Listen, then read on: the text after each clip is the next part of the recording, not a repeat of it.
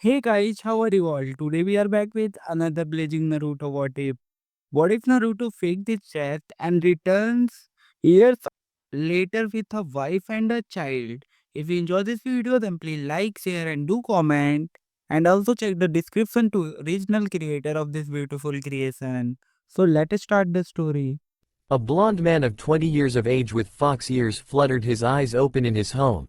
Snuggled to his chest was a beautiful chestnut-haired woman of 19 with similar fox ears.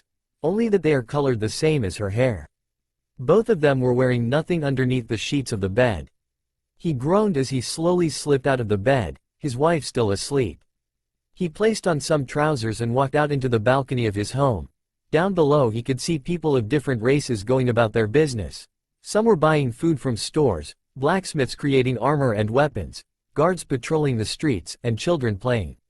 Orcs, blood elves, trolls, goblins and tauren lived in this magnificent oasis city. And then there were the unique race that came 8 years ago, two people, lovers, a girl and a boy now man and woman, called Hanyu, a combination of animal and human. They were welcomed within the city with open arms, wanting to start a new life together. The man smiled, sighing in content about his life. He suddenly felt slender feminine arms wrap around his waist, lips kissing the large jagged scar on his back. "I thought you would be still asleep," the man said to his wife. She smiled and kissed his scar once more, the bed sheets wrapped around her slender naked form. "You know I can't sleep without you beside me." She answered with a giggle, but then made a serious face, placing her forehead on his back. "Something's on your mind, Koibito.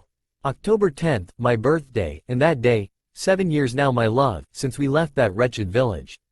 First of all, happy birthday Koibito, and second, no need to reminisce it every year, you know it's all behind us now." She tightened her arms around his muscular waist. But still, she knew it bothered him. She knew every year on her husband's birthday, he would have the same nightmare. 7 years ago, Naruto Uzumaki was a blond boy with 3 whisker marks on each cheek. He frowned as he packed things into a bag and storage scrolls. Gritting his teeth and tears falling down his face.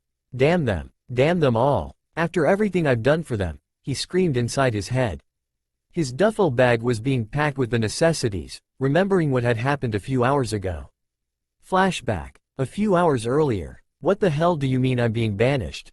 The blond boy screamed at the older people in the room. "You will be quiet, you brat. It is as we say. You are hereby banished from Konoha for the serious injuries you have caused on Uchiha-sama." An elderly woman shouted at him with anger in her voice. He turned to Tsunade, the Hokage and his motherly figure with a pleading look, only for her to close her eyes and bow her head in shame. "No, this can't be happening. No," he thought with his face filled with dread. After all that's said and done, he left the room, only for his teammate Sakura to scream insults and threats at him. Demon, monster, garbage and every other insult she could muster was thrown at him.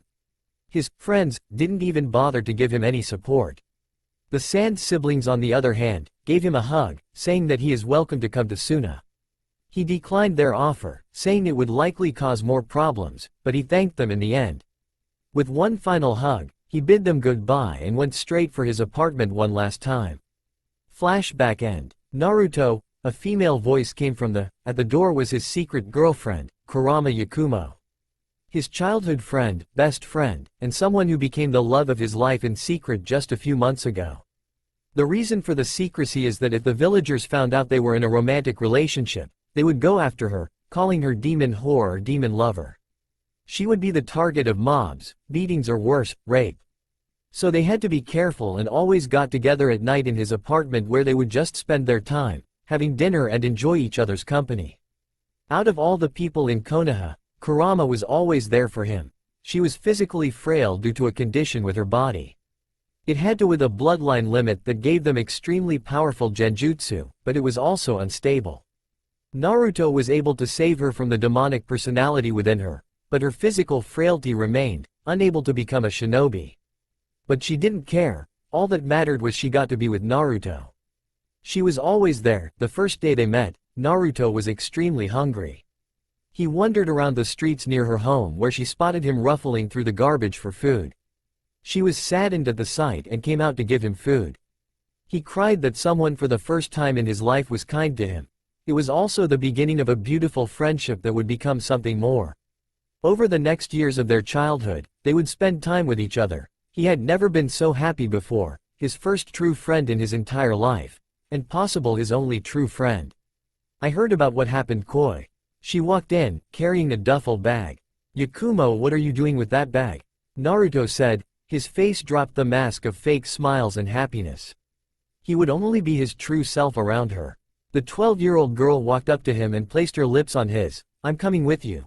I have nothing here but you, Naruto, my parents are dead. I'm the only one that's left of my family. So I'm coming with you. Naruto returned the kiss. There is no arguing with you, is there? He smiled at her. She was the only one that would ever see his real smile, his radiant, heart-melting and contagious smile. Her lightly colored chocolate eyes gazed at his radiant blue eyes lovingly. You know you can't win this one, Naruto, I'm coming with you. Together forever, you promised me, remember? Flashback. 4 years ago. Naruto? What is it, Yakumo? He turned to his childhood crush. You'll never leave, right? We'll always be together? She looked at him with pleading eyes, her hands gripping his, shaking with fear. He grinned and immediately captured her in an embrace, Yakumo sporting a blush. I promise we'll always be together. That's a promise of a lifetime. End flashback. Naruto kissed her once more. I never go back on my promises to you. He lowered his hands to hers, fingers intertwining. Let's go. I'm done with this place. With that, the couple with bags and storage scrolls with them, left the village, leaving his headband behind. He didn't even bother waiting for the ninja assigned to escort him out of the village. They just left and disappeared without a trace. Tsunade was a wreck. She was originally planning to smuggle him out and give him to Jiraiya so he could train him as long as he could until the banishment was repealed and he could come back. She loved him like a son. He reminded him so much of her deceased little brother Nawaki. But her plans went down the drain when they came to his apartment. There was nothing but the headband he left on the floor the second they entered. Shizune didn't fare any better. She broke down in the apartment crying. Her little brother was gone and there was nothing she could do. They couldn't send search parties as he was formally banished from Konoha. For the next 3 months, she would refuse to speak to anyone, clinging to a picture of her and Naruto when they were at a festival at a nearby town, enjoying themselves, eating cotton candy, playing games. They looked happy. The couple got into a boat at Wave Country. It was going to sail far west, into lands unknown to them. They were going to be as far away as possible. For the next few months out at sea, they kept to themselves in the ship, a few weeks away from land when they circled the new continent from the south into a country called Durotar from one of the veteran sailors. A storm struck them, ripping the ship apart and both of them nearly dying as they lay on the beach, their hands never letting go of each other. I am not going to let you two die. The Kyuubi said defiantly. This is goodbye, Naruto Uzumaki. I hope you live a good life in these strange lands. The fox demon then unleashed its chakra onto Naruto and Yakumo. Their hands still connected to each other, the chakra seeped into them, healing their wounds and mending their broken bones. Their ears begun to move to their heads, turning into fox ears. This is my final gift to you. The fox demon said one last time, before fading away, the seal on Naruto's stomach disappearing forever. He was finally free of his burden. Warchief, an orc warrior called out, survivors from the shipwreck. Thrall, son of Duratan, warchief of the horde and leader of the orcs in Orgrimmar, looked distantly at the beach. There lay 2 young teenagers, a boy and a girl. Laying on the sand unconscious, their bodies still.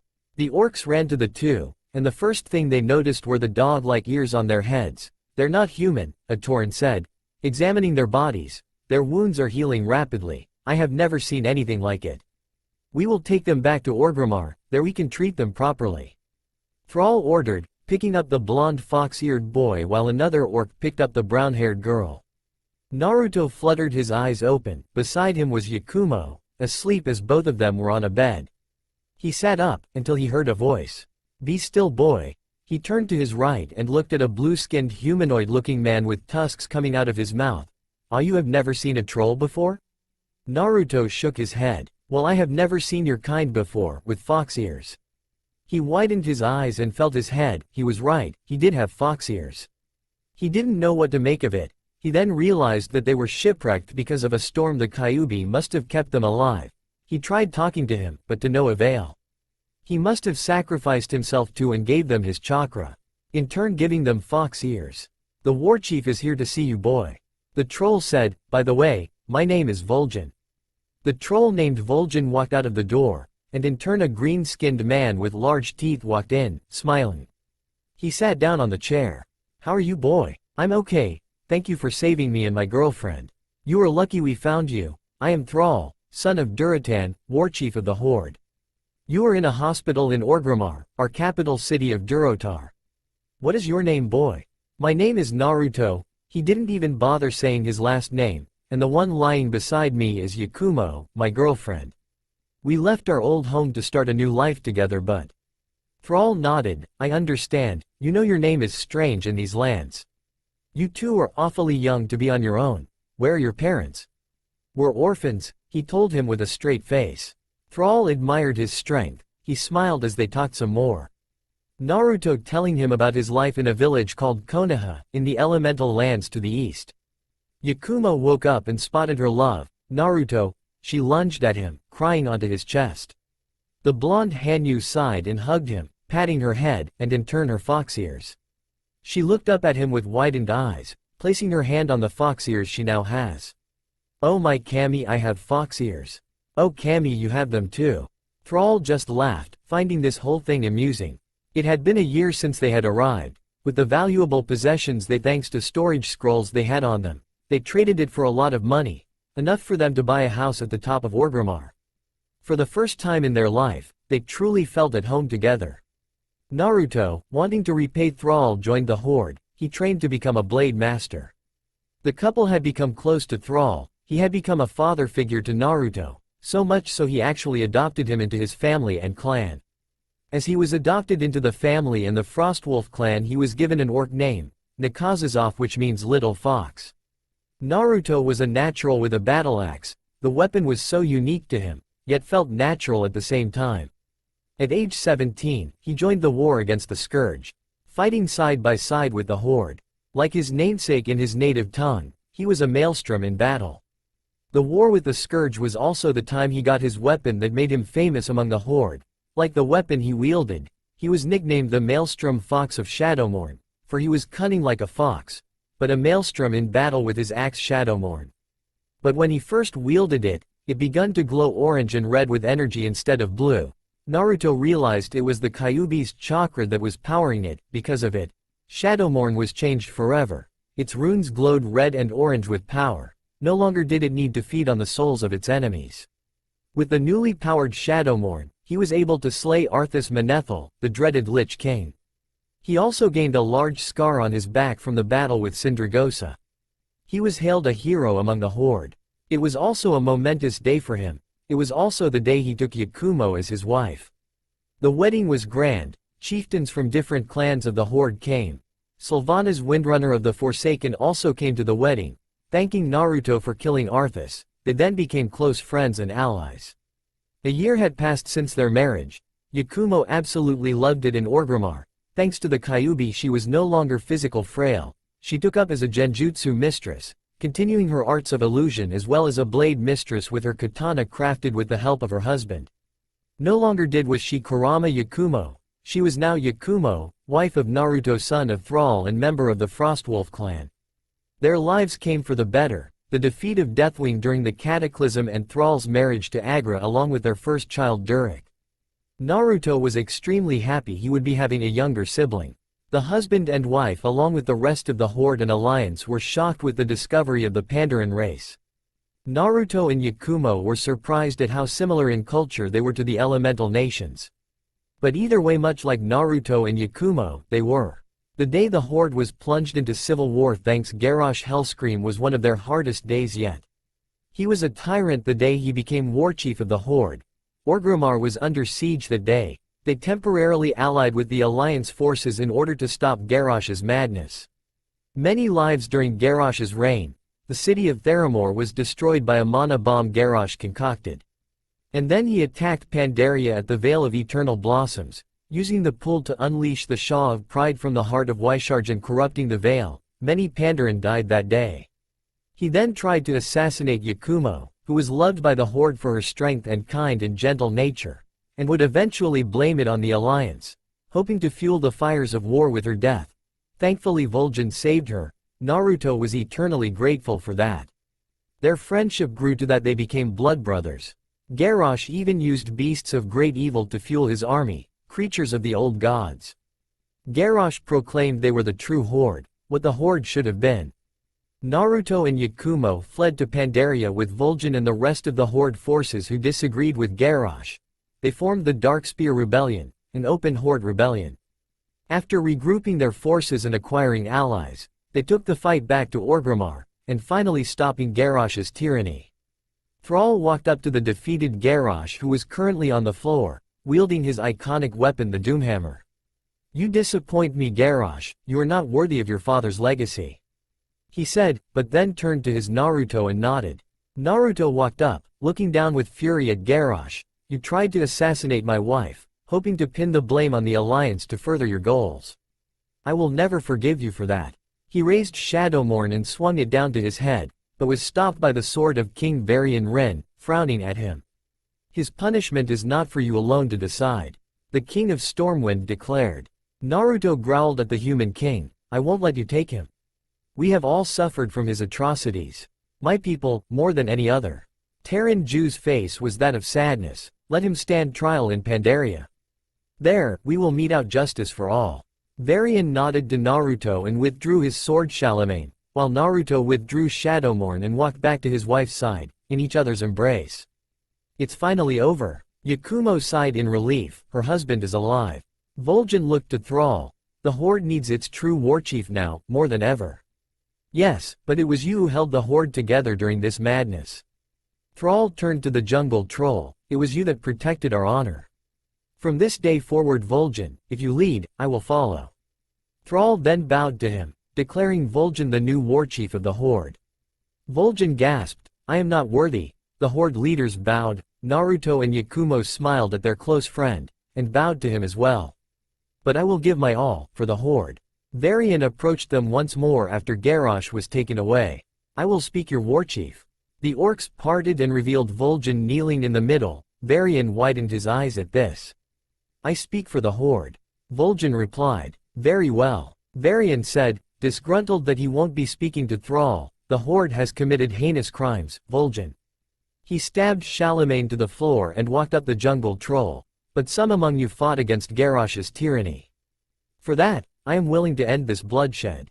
He walked away, "But know this, if your horde fails to uphold honor as Garrosh did, we will end you." After those events, the Alliance Horde War ended and Garrosh's trial commenced. But ultimately by some unknown factor, Garrosh escaped and disappeared with a trace. 2 years since the war ended, all of this half of Azeroth was at peace while little news from sailors of the elemental nations was brought in. Surprising news was that Naruto's friend Gaara became Case Cage. They also rebuilt their home which was destroyed during Orgrimmar's siege. The house was rebuilt to what it was before it was destroyed. 2 years after the war on November 15th, Yakumo gave birth to their first child, a daughter. Naming her Kyo, she had purple hair much like her deceased grandmother, Yakumo's mother. But had Yakumo's face with unique purple eyes, possibly a Hanyu trait. It was a momentous occasion for all of Frostwolf clan. A child had been born. Just like her parents, she had purple fox ears on her head. Life was really looking up for them. Present time. 8 years after banishment. 8 years Yakumo. Naruto sighed. His wife just smiled. "I'm here, Naruto Koi. We are a family now, remember?" He sighed once more, and turned around, hugging his wife who was wearing nothing but the bed sheets around her body. "You're right." They then heard crying from the other room. Yakumo then quickly put on a dress and rushed to the other room where their daughter was crying. She was now 11.5 months old, turning 1 next year-old month. "Shish, there, Mama's here." Yakumo picked up her daughter and started rocking her, humming a tune. With that their daughter was fast asleep once more. Naruto couldn't help but look at the sight, his beautiful wife with their beautiful daughter. "She must have had a bad dream," Yakumo said, smiling and placing a kiss on her daughter's forehead. She placed her back on the crib and looked strangely at her husband. "What? You're beautiful, you know that? You told me that millions of times already."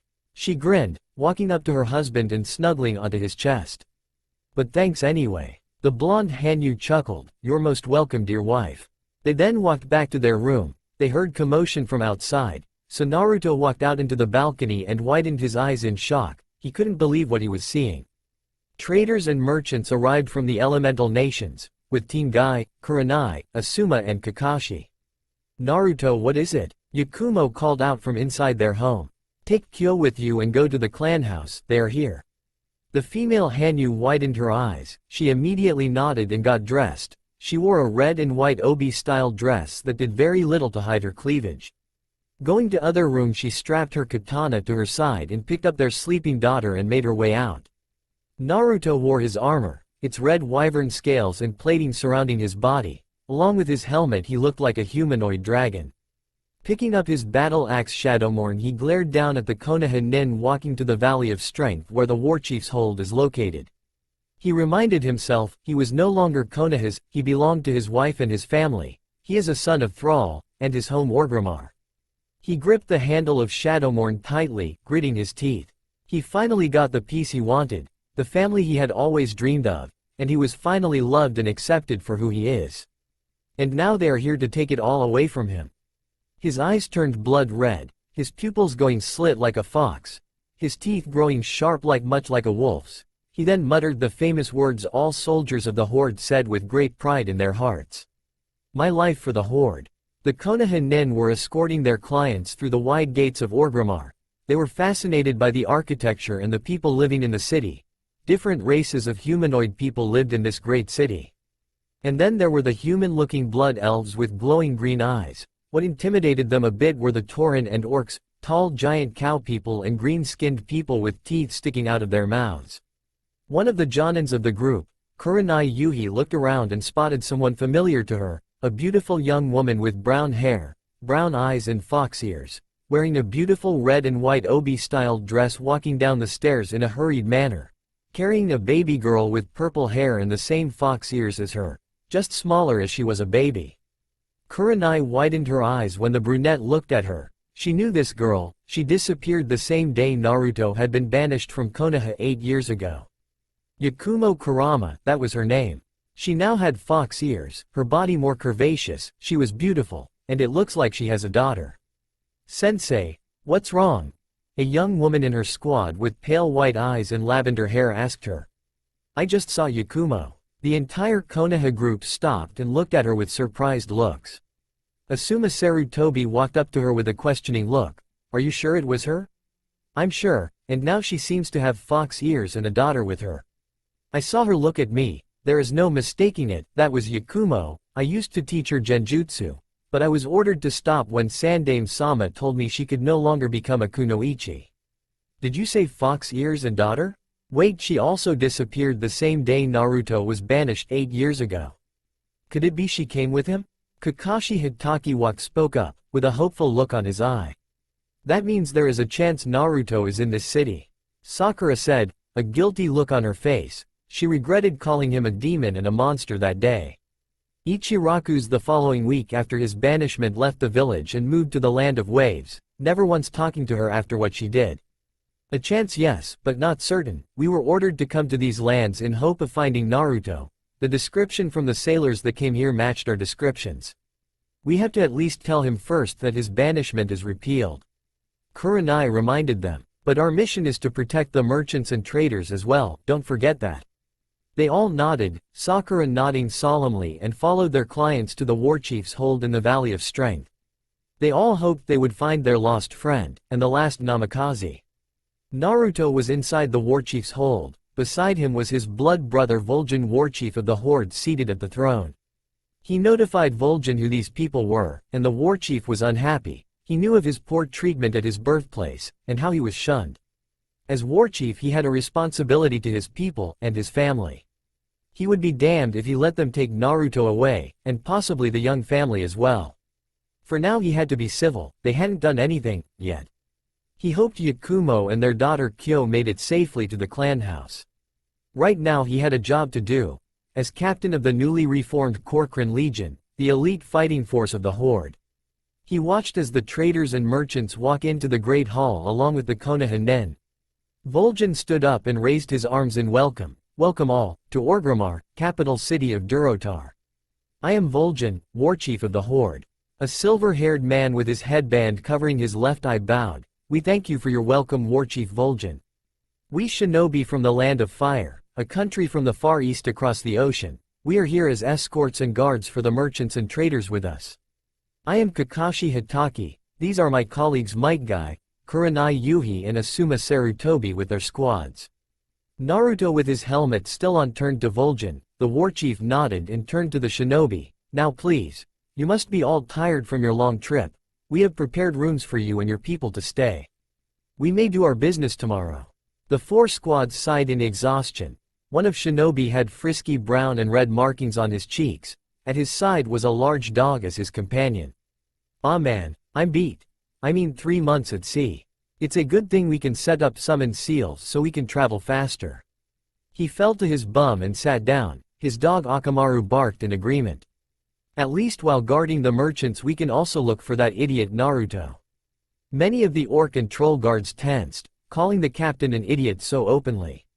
They had to control themselves or else create an international incident. Can you keep it down, Kiba? We are all trying to rest. A girl with brown hair tied to 2 buns carrying large scroll on her back sat on a couch. And don't call Naruto an idiot. He did beat you in the Chunin exams. He just got lucky. Kiba snapped at her. Besides, that dead last won't be able to beat me, not this time. Naruto kept a straight face in the room, but many of his men knew he was mad. He just walked past the shinobi and made his way out of the building. He had to go see his family. Yakumo was with Agra inside the clan home of the Frostwolf clan. Thrall was on official business in Silvermoon City in the Eastern Kingdoms. She was playing with her daughter, actually her daughter playing with her mother's fingers, smiling and making sounds. Naruto walked in and placed his helmet down and started growling. Raw! He roared, taking out Shadowmourne and completely destroying a table in the room. He was fortunate Kyo did not cry and just laughed, mistaking it for her father playing around. Yakumo on the other hand, was extremely worried. Go to him, daughter, I will watch over Kyo. Agra said. The female Hanyu nodded in thanks and quickly rushed to her enraged husband's side, enveloping him in an embrace. Naruto managed to calm down a bit, but his breathing was still erratic. They're here, he muttered, placing his arms around his wife, shaking in anger. Shush, I'm here, Koibito, I'm here. We'll face this together. Yakumo just whispered to him, her voice like a soothing song to her husband's ears, calming his rage. They fell to their knees, in each other's embrace. Tears were welling in the man's eyes. This isn't fair, we came here to be away from them.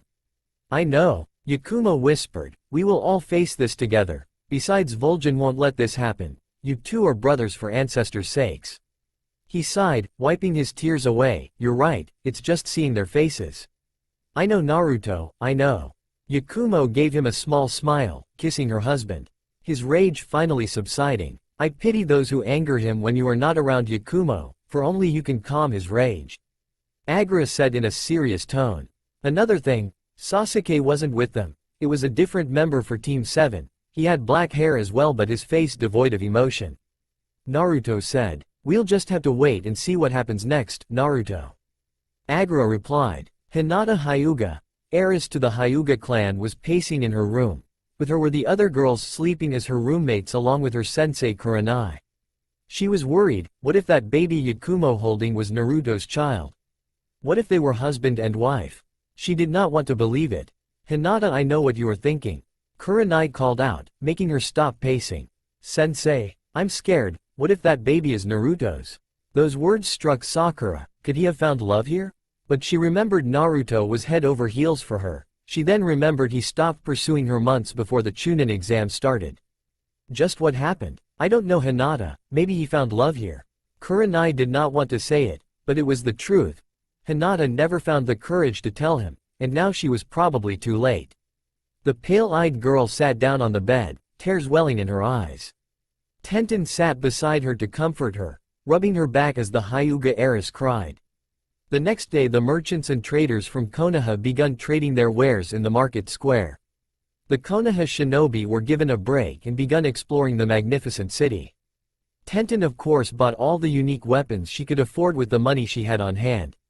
Ever since merchant ships started arriving in Durotar, The horde had begun to prosper even more with the new technology they had been given. One of those technologies was the fuel engine. With it they could fuel their vehicles. Electricity was not needed seeing as they used energy crystals that were mined all over. Medical techniques were also traded to the horde, allowing them to save more lives. The rest of the Konoha rookies were going about their own business, and secretly looking for Naruto. They were now sure he was in the city. Kakashi spotted the same dragon-scaled armored soldier with the warchief from yesterday. He was currently with an extremely large wolf with a saddle on its back. The soldier was feeding the black-furred wolf with a lot of meat placed on a large bowl. After feeding the wolf, he got on the saddle, and rode towards one of the large houses. The banner on the houses depicted a snow wolf. There he saw the missing heiress of the Kurama clan of Konoha, with her daughter. There Kakashi's eyes widened when he saw the smile of the baby girl. It the exact same smile Naruto had. There was no mistaking it now, that baby is Naruto's daughter, and Yakumo is the mother. Kakashi, what is it? Kurenai approached him. He gave her a serious look. That baby, it has the same smile Naruto has. There is no mistaking it, that is his daughter. Kurenai widened her eyes at the revelation. She turned around to see Hinata with a look of dread on her face, tears falling freely down her cheeks. Hinata, wait. It was too late. She ran back to their room where they were staying. Kakashi-sensei, that means Naruto is here. Sakura had hope in her eyes. The silver-haired Jonin sighed, yeah. Although in his mind, he doubted things would go smoothly. Something tells him that Naruto isn't the same person he knew 8 years ago. He then watched as Kurenai chased after the weeping Hyuga heiress. Things just got more problematic. Kyo was currently playing with a snow wolf plushie in the middle of the living room of her home. The Hanyu family went back to their home high up on the Orgrimmar plateau. Her parents watched with smiles on their faces as their daughter was making dribbling sounds with her mouth and patting the snow wolf plushie. She's going to be an energetic one when she gets older. Yukumo commented, kneeling down to her daughter. Ancestors help us, Naruto said in a sarcastic manner. The husband and wife laughed, causing Kyo to laugh with them, despite not knowing what they were laughing about.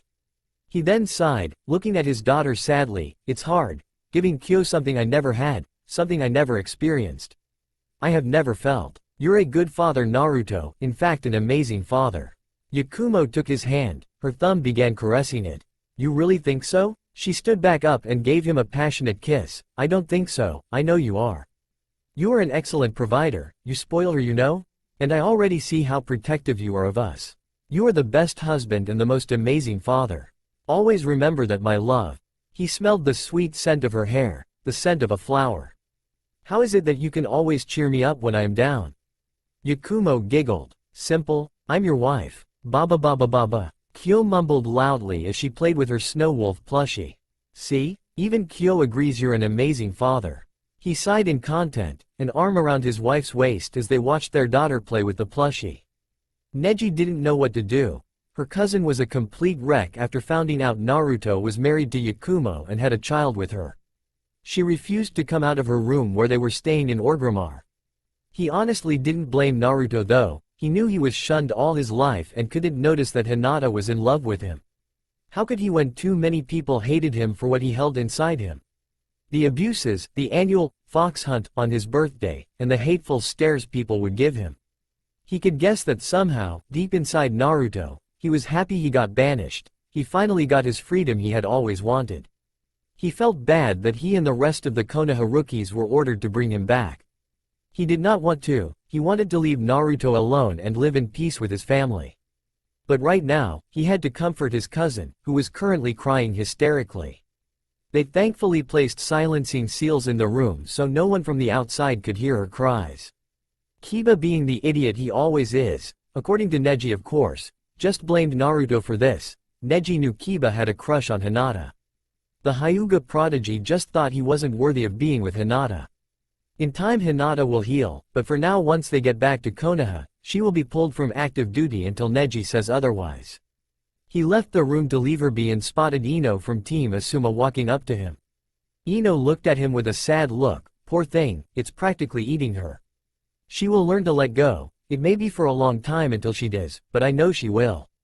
Neji said. I just can't believe Naruto is married and has a child. The blonde young woman said. This is going to be a lot harder for us, but he has to return to Konoha, where he truly belongs. Neji inwardly frowned. The way she said, it's as if Naruto was nothing but property because he is a Jinchuruki. He decided not to say anything and went to his room for rest. They will be here for a few more weeks and then return home through the reverse summoning seal they placed outside the gates of the city thanks to Vol'jin's permission. The next day Vol'jin was currently with Naruto and his family in his hold. They were currently discussing about Konoha possibly wanting him back. Unbeknownst to them Kakashi was on the roof hearing and watching them. Naruto removed his helmet revealing his blonde hair, blue eyes and the fox ears. Kakashi widened his eyes in surprise. The dragon-armored man with Vol'jin was Naruto all along. He broke out of his musings about Naruto and heard them speak. So what of these ninja from Konoha, brother? What are you going to do when they wish to take you back by force? Vol'jin asked. You already know my answer Vol'jin, I will fight back, I am not going back to that hellhole. I have everything I have ever wanted here, I got acceptance, and I got a family. Why would I throw that all away for nothing? There is nothing for me there but pain. I am a soldier of the Horde, I am no longer a Konoha shinobi. It's also a good thing that I severed my contract with the Toads so they won't reverse summon me. Kakashi couldn't believe what he heard. He did not want to go back and was no longer loyal to Konoha. What was he going to do now? He knew once they come back and tell them Naruto is here in Orgrimmar, Jiraiya will come here and try to take him back. He then heard them continue speaking. They will most likely send Jiraiya. He is their spymaster and can get in and out quickly without detection. Naruto, we can head for Silvermoon City for a while or maybe in our clan keep in Alterac Valley. We haven't been there in a while you know. And Drekathar would love to see Kyo again. Or how about visiting Kyo's auntie Sylvanas? I guess we can visit the old geezer and then Sylvanas. We haven't seen them in a while. He chuckled, but we will have to bring the Corcoran Legion with me for security's sake, they are my men after all. Vol'jin, I agree brother, the Corcoran Legion are our best fighting force with you as their commander. The Forsaken have taken a liking to you ever since you slew the Lich King Arthas, and the undead frost dragon Sindragosa. I got a massive scar on my back thanks to that undead dragon. Naruto grinned, Yakumo of course glared at him. Vol'jin laughed, scars are treasured here in the Horde, you of all people should know that Yakumo. Don't encourage him Vol'jin, you do realize he almost died fighting Sindragosa. Yakumo turned to glare at the warchief. It's best if we just stay here. I'm tired of running from them, this time I will face them head on. Yakumo placed a hand on her husband's, we will face them head on, together. If things go south, you at least have the Corcoran Legion by your side, and all of Orgrimmar. Vol'jin said, a grin on his face. Thank you Vol'jin. Naruto nodded to the warchief. You are my brother Naruto, I will always be by your side. Kakashi gulped nervously, not only was Naruto a loyal soldier of the Horde, but the overall commander of their most elite soldiers. Tsunade is going to throw a fit. Heck she might come here herself. He heard enough and returned to the inn. So that guy with the awesome dragon armor is Naruto? I find that hard to believe, he's supposed to be an idiot. Kiba screamed. A broadsword was then thrown at him and hit the wall, missing 3 inches from his nose. A group of Horde soldiers were growling at Kiba, approaching him. They were from the Corcoran Legion, the Horde's most elite soldiers. We have had enough of your disrespect of the commander. A blood elf growled along with the rest of the group. They consisted of orc, trolls, tauren and blood elves. The Forsaken and the goblins had their own elite forces as they specialized in more subtle roles. This is not good. The rest of the Konoha nin except Hinata who was still in her room thought. We're deeply sorry for Kiba's stupidity. Tenten bowed in apology, he always speaks without thinking straight. Hey, Kiba protested, I was only stating the facts. How dare you? An orc drew his axe, ready to fight. That dog of yours will be punished. The legionnaires charged but was stopped by a thundering voice. Enough. A voice roared from the entrance from the door. There stood the commander of the Corcoran Legion, Naruto Nakazazov, son of Thrall and member of the Frostwolf clan. Commander. The Corcoran legionnaires bowed, we were just simply teaching them a lesson. The Blood Elf legionnaire stated. Return to your posts, I will deal with them. Naruto ordered. Yes commander. The Blood Elf replied with a nod, turning to his men he said, return to your posts. The men left the inn, leaving Naruto alone with the Konoha nin. He drew Shadowmorn, setting the tip of the axe's blade to the floor with a loud clang. That is a big axe. Tenten said, stars appearing in her eyes, and started to drool at the large axe with its runes glowing red and orange. The rest of the Konoha nen stared at the blonde Hanyu, who was currently a high-ranking officer in the horde. You haven't changed a bit, Inuzuka, never using your head. What was that dead last? Kiba growled. Kiba, that's enough. Kurenai scolded him. She then bowed to Naruto. We apologize for his brash behavior. We also apologize for the way you were treated during your childhood. Enough with your meaningless apologies. I know you are here not just as escorts for the merchants. You are correct, Naruto-san. Neji spoke up. We received information of a man with striking similarities to you living here in Orgrimmar from the sailors going back and forth from the elemental countries to here. We believed it was you, and we were correct. Tsunade-sama then ordered us to take you back if we found you. You of all people know I have no intention of returning. But Konoha is your home, Naruto, it's where you belong. Sakura argued, but then found it hard to breathe when a blast of killing intent shot out from Naruto. You will speak, only when allowed to speak, Haruno. Now shut up. Naruto roared, his last 3 words almost sounding demonic from the Kyuubi's chakra. His eyes turned blood red with slit pupils before returning back to their normal blue. The whisker marks briefly appeared as well when he flared the chakra, and then disappeared. Sakura couldn't speak. The rest of the Konoha nen were deeply shocked at Naruto's behavior. He truly had changed, or was that personality of happiness just a mask? Naruto, Kakashi began to speak but was interrupted. Yakumo entered the inn with their daughter. The infant reached out with her tiny arms. Naruto then smiled a genuine smile, a smile Kakashi had never seen before. He picked up his child and kissed her on the forehead. Papa just has some business to do. He returned Kyo to Yakumo, and turned to the Konoha nen with a glare. You will all do your business here until the merchants finish. Over the course of the next few weeks until the merchants leave, you will all be under heavy watch by my men.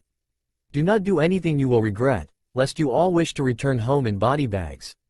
He along with his family then left the inn, leaving the rest of the Konoha nen shocked. He just threatened to have us killed. Tenten gasped. Most unyouthful. Lee muttered. As if he can actually do anything to us. Kiba scoffed. Shut up, Kiba. It's your fault we're in this mess in the first place. Tenten glared at him. Tsunade-sama won't be happy about this. Guy said with his head down in shame, most unyouthful. Sakura just sat down on the chair, tears falling onto her lap. Naruto, I'm so sorry. 3 weeks went by. Naruto watched as the people from Konoha along with their merchant clients disappear with a poof of smoke from the transportation seal. With them returned to Konoha, they will definitely tell Tsunade about all of this. He is going to need to prepare the Legion for Jiraiya's arrival, and possibly Tsunade as well. He would like to avoid a bloodbath inside Orgrimmar, but that might be unavoidable considering how temperamental Tsunade can be. Whatever it is, he will be ready.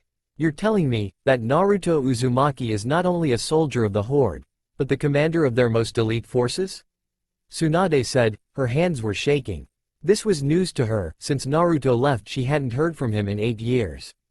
Kakashi nodded. Yes, Tsunade-sama, and he has gotten certainly stronger. The pictures here show his Hanyu traits from him and his wife and daughter.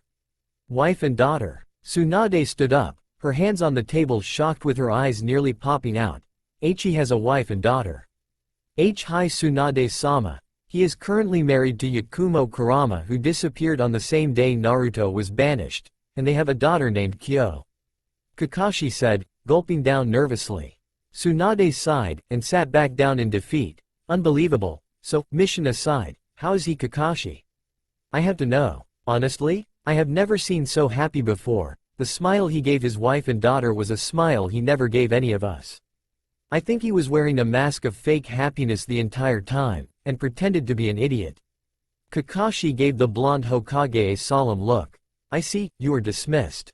Shizune who was in the room listening the entire time looked at her mentor with a desperate look. He is coming back, right?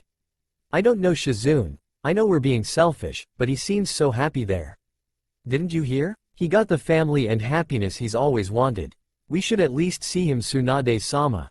He is also family after all. Tsunade nodded. We will Shizune, I promise you that. Just then an Anbu came in, with an auburn-haired woman with silver eyes, escorted by a teenaged girl wielding a bow. The girl looked like a Persian princess. Lady Artemis, Tsunade said, her eyes widening with fear. She along with Shizune quickly bowed down before the goddess. You're back? Artemis glared at the blonde Hokage. Tsunade, where is Naruto? Where is my son? You banished my son? Artemis stared at the blonde Hokage, glaring daggers at her. I had no choice, it was either that or the entire village wanting his blood. Tsunade gulped, this was horrible timing. Artemis, goddess of the hunt, the moon, wildlife, virginity and birth, who was also Naruto's mother, making him a demigod. Why is my son hated in this village? He should be viewed as a hero. The people thought otherwise because of the Kyuubi sealed into him. They thought he was the Kyuubi incarnate. Artemis gripped her bow. She was tempted to just eradicate this entire village from the face of the earth. But she knew Minato wouldn't want that. She knew how much her husband loved this village, but the people here somehow became toxic, damning her baby boy to a life of suffering. She had to find him. She will do everything to make it up to him. To explain to him why wasn't she there for him. At the same time she is scared. She knew he might hate her for leaving him. But right now, she had to know where he is. Where is my son now? In a country called Durotar, it's at the other side of the world. He swore his loyalty to that country and its war chief. He's married now, even has a daughter. Tsunade handed the goddess the picture that Kakashi left her. Artemis' mind was blank, she missed too much of his life. She took the picture with shaking hands, and gazed at it. There he was, an exact copy of her husband, but what confused her was that they had fox ears. Probably the Kyuubi had a hand in this. She smiled sadly at the picture. He was happy. His smile radiating as he held his wife and daughter. Behind them was an extremely large wolf with a saddle on the back. He wore red-scaled armor, reminiscent of a dragon. His wife had chestnut brown hair with chocolate-colored eyes. My lady, is this him? Her lieutenant asked. Yes, Zoe, this is him. He looks so happy, he probably doesn't need me anymore. Tears began to fall down her cheek. Don't say that, my lady, every child no matter how old they will always need their mother. Zoe said with a stern voice. Artemis nodded, thank you Zoe. She wiped her tears and turned to Tsunade. Is there anything else about him? He is the commander of the Horde's most elite fighting force. They are called the Corcoran Legion. It seems that place is split between two factions, the Horde and the Alliance. Recent information from our squad say that the war just recently ended between them. But relations are still hot. Another thing, a dragon that can has the power equivalent to a god was also slain a few years back, by Naruto no less. A dragon by the name of Deathwing. Artemis and Zoe gulped. Naruto slew a dragon, and not just any dragon, but one whose power rivaled a god. Might as well call him a god slayer. Artemis then took another picture, and pride filled within her. There he was aiming a bow made of dragon bone and scales at a target. She looked at another picture and it showed him riding a wolf with his daughter. Is there any way to get there, Tsunade? I have to get to him. There is, the transportation seal just at the gates. Use that and you will be at the gates of Orgrimmar, the city Naruto is living in now. You better hurry because Jiraiya is already there. Artemis' face contorted to one of rage. She absolutely despised the perverted man. Zoe herself frowned as he heard of this despicable man from Artemis herself. How extremely perverted he was, and was proud of it. He better hope I not see him near my son. Artemis growled and quickly exited the room, Zoe following suit. Tsunade sat back down, sighing in relief that the village had been spared. Naruto was currently at his home in the living, his wife preparing lunch while he watched over their daughter, now a year old a few days ago. They celebrated her birthday as a family. Vol'jin, Thrall and his family were present. Sylvanas sent a gift as she was not able to be there. Despite the Alliance and Horde no longer at war, tensions were high and the Undercity was directly under Lord Darren, near Alliance borders in the Eastern Kingdoms. Naruto sat on the couch while Kyo was walking around the living room. The day she turned 1 was the day she finally learned how to walk. It was a happy day for the parents and they cheered. She was also a messy eater, placing her entire face on the cake. She was now playing with all her new toys that she got on her birthday. They ranged from stuffed toys to little rockers. Naruto smiled but then frowned. He sensed a presence, a familiar presence. The man he did not want to see at all, and his annoying voice. Nice place you got here, Gaki. Naruto stood up and faced Jiraiya standing at his home's balcony. He walked up to him and caught Jiraiya off guard by kicking him, making him fall down the balcony and onto the ground down below.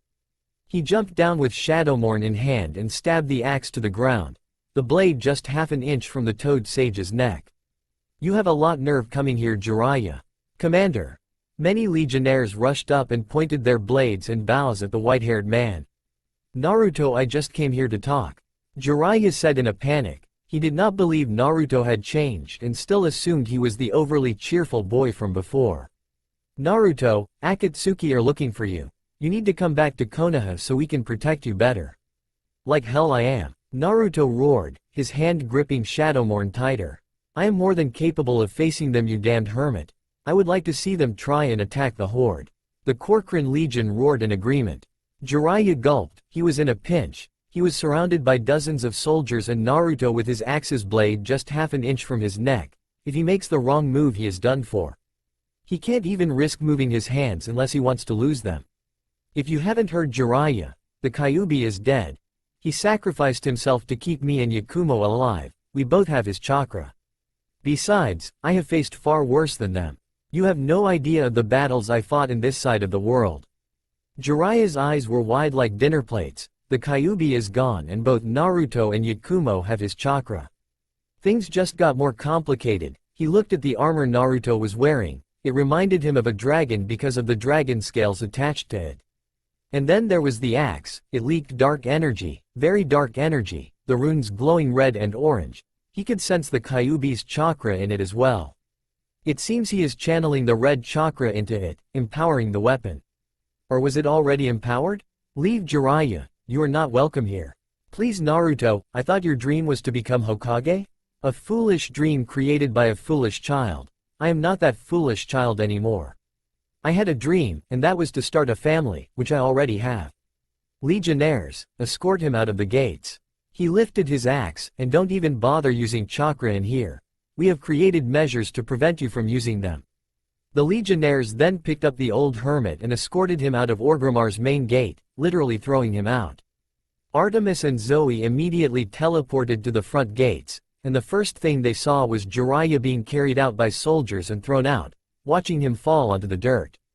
Artemis raised an eyebrow. It seems her son handled the situation quite well.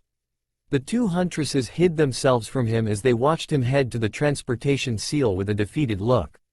After he poofed out of existence, they approached the gates and simply entered. She then widened her eyes. There he was, her baby boy all grown up. He wore the dragon armor like in the picture, but then spotted his weapon, a gray axe with glowing red and orange runes. At the center where the handle was attached was the skull of a demon with its eyes glowing red. Naruto spotted them and her began to race, so many questions racing through her head. Naruto approached them. What are Alliance Rangers doing here? He demanded. Many of the Corcoran Legionnaires began to grip their weapons. Zoe noticed this. She remembered how tensions between the Alliance and Horde were high. She understood that perfectly. We're not with the Alliance? Naruto. Artemis replied. The Corcoran commander narrowed his eyes. Who are you? My name Artemis, and this here is Zoe. As to who I am, Naruto. I am you, mother. Yukumo entered the scene with Kyo in her arms, and the words she heard was that this woman was her mother. Her eyes widened in shock at the declaration, as is the rest of the legionnaires in the area. A lot of questions were going to be asked. So let me get this straight. You are a goddess from another world, and that makes me a demigod? Naruto said, I find that hard to believe. If you really are my mother, then where the hell were you? Artemis flinched. I wasn't allowed to raise you. Why not? Naruto roared, growling as his eyes turned blood red and pupils going slit. Vol'jin, who was listening and watching the whole thing, stayed quiet.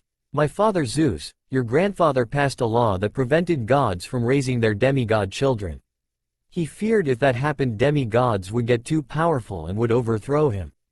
The war chief looked into her eyes. He then spoke. She is not lying, Naruto, no matter how far-fetched this all is. It is not uncommon that she could be from another world, you know that. The orcs are originally from Draenor. That means there is a portal in the elemental nations, much like the dark portal. So it was because of him that you could not raise me? Artemis nodded. Then by my hands, he will die. Artemis and Zoe gasped at the declaration. Little brother, do you realize what you are saying? You are planning to wage war on Olympus. Zoe tried to change his mind. So what if I am? That pathetic excuse for a king is nothing but a paranoid old fool. Because of him, my childhood was hell. He is right, little huntress. Vol'jin interrupted, this Zeus, he must deposed. What's not to say he plans on killing your brother? Knowing how powerful he is now, he will not hesitate. And by attacking a horde citizen, a soldier no less, is grounds for war. We are not afraid of gods, we have killed gods before, what is another? Artemis began to weep, I'm sorry my son. I should have stayed. Naruto knelt down and hugged her. I forgive you, the one who should pay is your father. He is a powerful god, Naruto. So was Deathwing, and he was considered a god. He wanted to destroy this world, causing a great many cataclysms.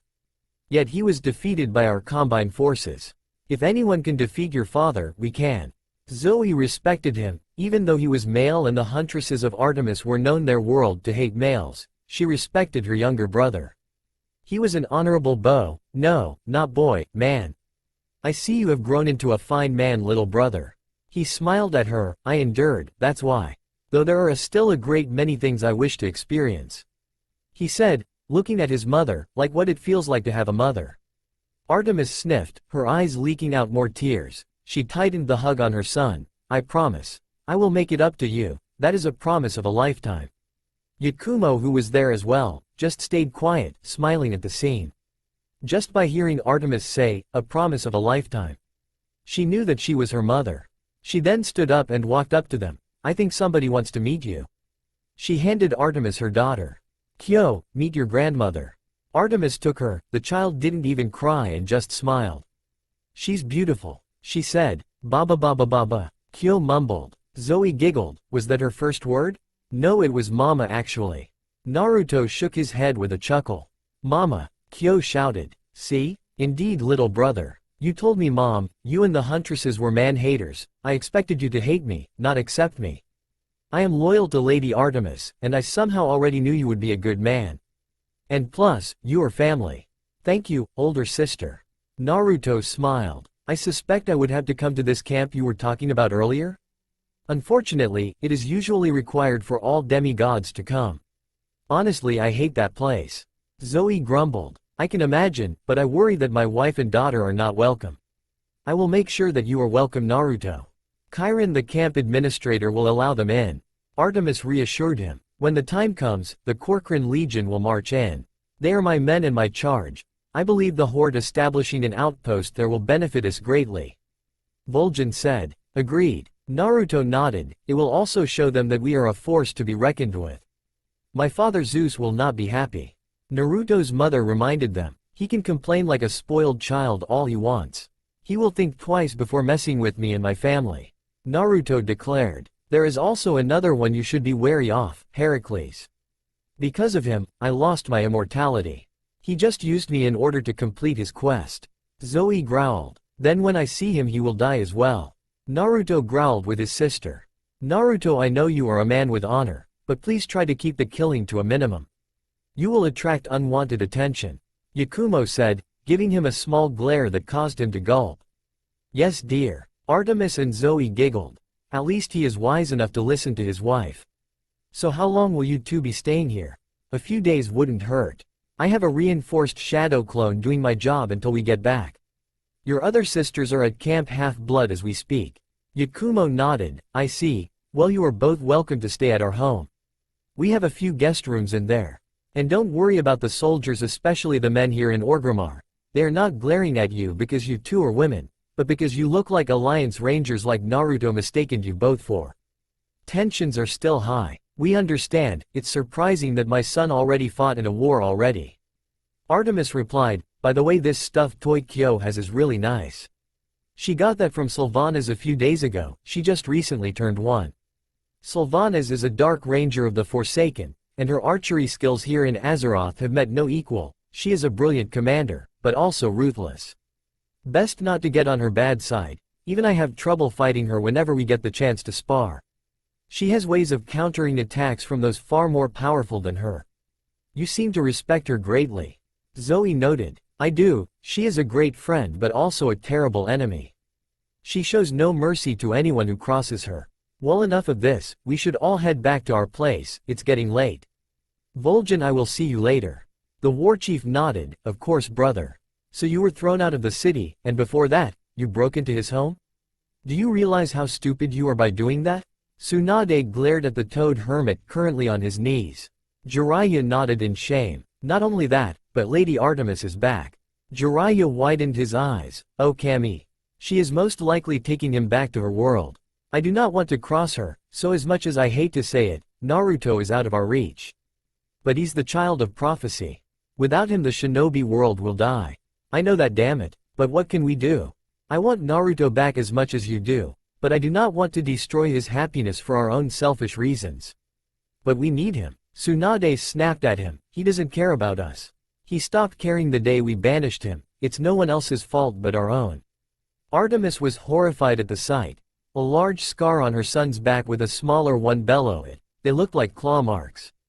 How did this happen? Who did this? Her name was Sindragosa, a frost worm. Naruto answered. A frost worm? Zoe was the one to ask, a bit horrified at her brother's scars. Undead frost dragon. Undead? Artemis gasped. Yes, I read some of the other gods from this book you gave me. Our souls are not tied to your world even if we step foot there. Right, I almost forgot about that. Artemis face palmed. Another thing you have to be careful when we get there, Naruto, is that you are not tied to the fates. That will anger the three of them greatly. So they will be upset that my life is not in their hands? Naruto scoffed. Pathetic. How greedy are the gods of your world are. Very unfortunate to say. And be careful around your uncle, my twin brother. He will flirt with anyone. If he flirts with my wife, he will die. Artemis and Zoe laughed. I would like to see that. They both said at the same time. Naruto put on a shirt that had the Frostwolf clan's symbol on the back. Artemis could not help but look at the symbol. What does that symbol mean, son? It is the symbol of the Frostwolf clan, which me and my family are adopted into thanks to Thrall adopting me as his son. They are a clan of orcs that specialize in taming wolves and using them as steeds and companions. Artemis smiled. Her son is even more like her than ever, even using wolves as companions. So that wolf outside is yours? Naruto grinned. Storm? Yeah, he is. Amazing companion to have. I take him with me when I go wyvern hunting, one of them being the Rathalos, which is the armor I am wearing and that bow you see over there beside Shadowmourne. When the goddess looked at the axe, she was a bit concerned. I've been meaning to ask about that axe of yours. It looks evil? Naruto finished the sentence. Well, at first it is, but when I held it for the first time, some of the Kyuubi's chakras somehow went into it, completely purging the evil energy within it. As to how I got it, I forged it alongside the Knights of the Abenblade. Why would you forge such a thing? Zoe grew concerned as well. I had to, it was the only way to defeat the Lich King. When we fought him and the Scourge, you have no idea how powerful he is. It was thanks to Shadowmourne that I was able to match him in strength. After that, I knew I had to get stronger, so that I can be ready for other dangers that lie ahead. You are so much like your father. Artemis said with a smile, but then noticed her son's face going sour at the mention of it. Naruto, what's wrong? I do not want to talk about him. He was the reason why I had a horrible childhood to begin with. Naruto, he had no other choice. Artemis tried to reason with him. I know that, he snapped, but then looked remorseful for snapping at her. But it still hurts, that he used his own as an ancestor's damned sacrifice. I just felt so used. Artemis was saddened by how bitter her son can be. Zoe on the other hand could understand how he felt, being used. They then continued to listen to him. Do you know how much I had done for that village?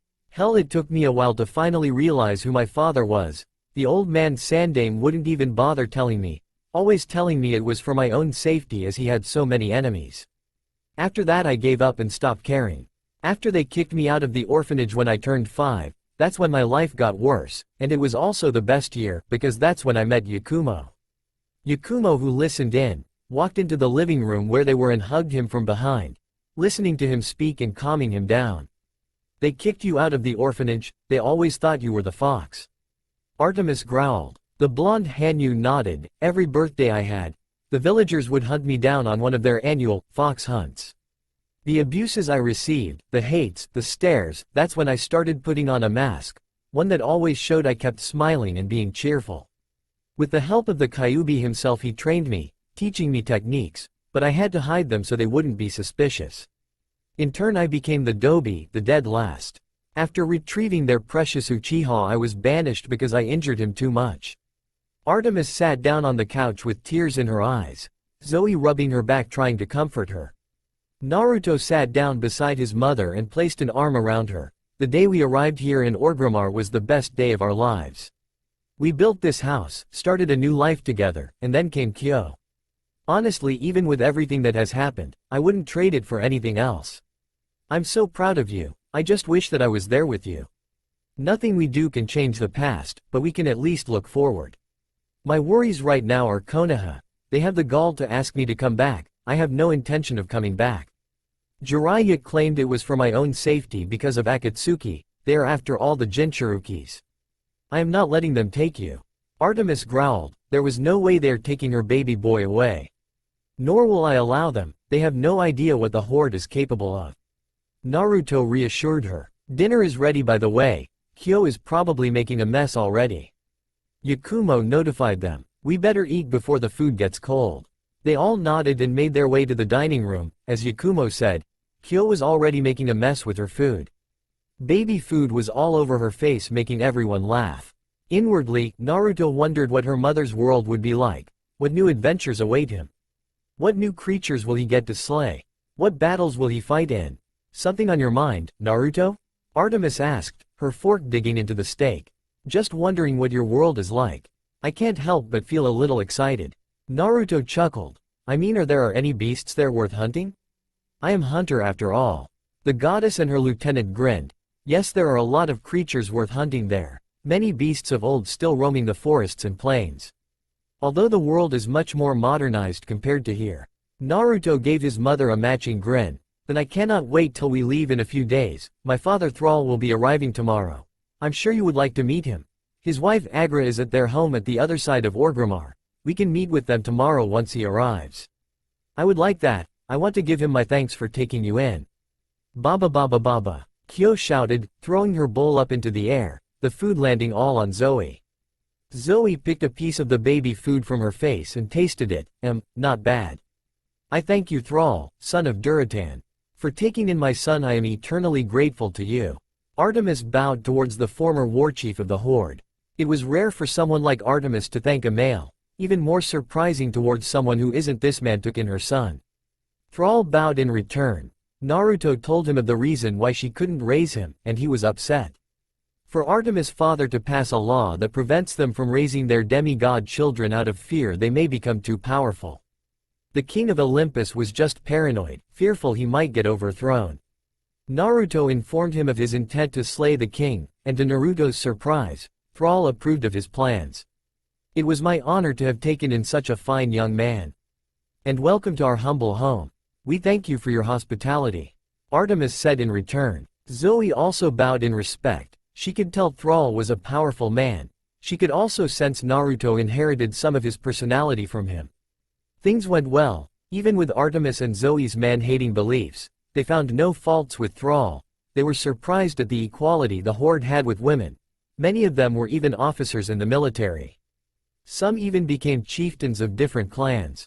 She then began to think, how much the hunt would love it here.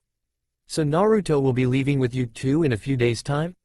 Thrall asked. Yes, it is my intention to show him his heritage at least. Artemis said with a nod. Thrall nodded with a smile. That is good. To know one's heritage is to know one's self. That Pandaren would always say that. I have no objections of him coming with you. I would also assume his family is coming as well? Yes father, they will be coming with me. Naruto was the one to reply to that question.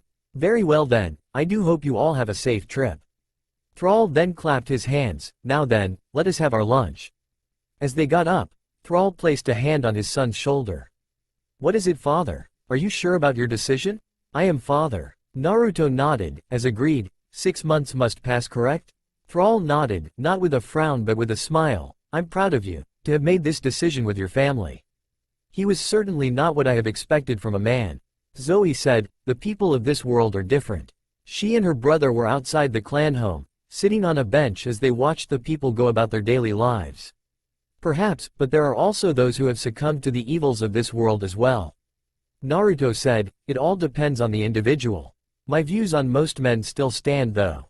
And I respect that, but also learn to examine them first, see what their intentions are. Then you will know if he is guilty or not. Besides, I don't want any man touching my older sisters. Zoe giggled and lightly punched him on the arm. These minotaurs of your world, they resemble the Tauren, well, they are really ugly. Zoe laughed, they aren't they? I bet the Tauren would love nothing but to eradicate them, thinking them as an insult to their race. No doubt. Naruto chuckled, if I showed this to Bane, he would flip. Who's Bane? Zoe tilted her head. Bane Bloodhoof, the chieftain of the Bloodhoof clan of the Tauren. He succeeded his father in becoming chieftain. Cairn Bloodhoof, rest his soul. Zoe placed a hand on his shoulder, seeing the sad look on his eyes. I can tell this Cairn was a good person. He was one of my father's closest friends. He was also one of the teachers who taught me how to wield a weapon. As for the bow, it came to me naturally. But when it came to hand-to-hand combat, he taught me everything I knew. He was like a second father to me. I'm sure he is in a better place.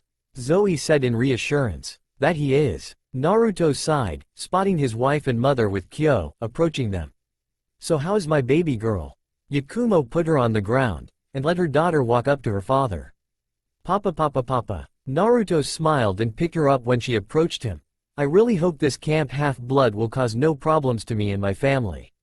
They won't, I will make sure of that. Just watch out for the Ares cabin, they like to fight.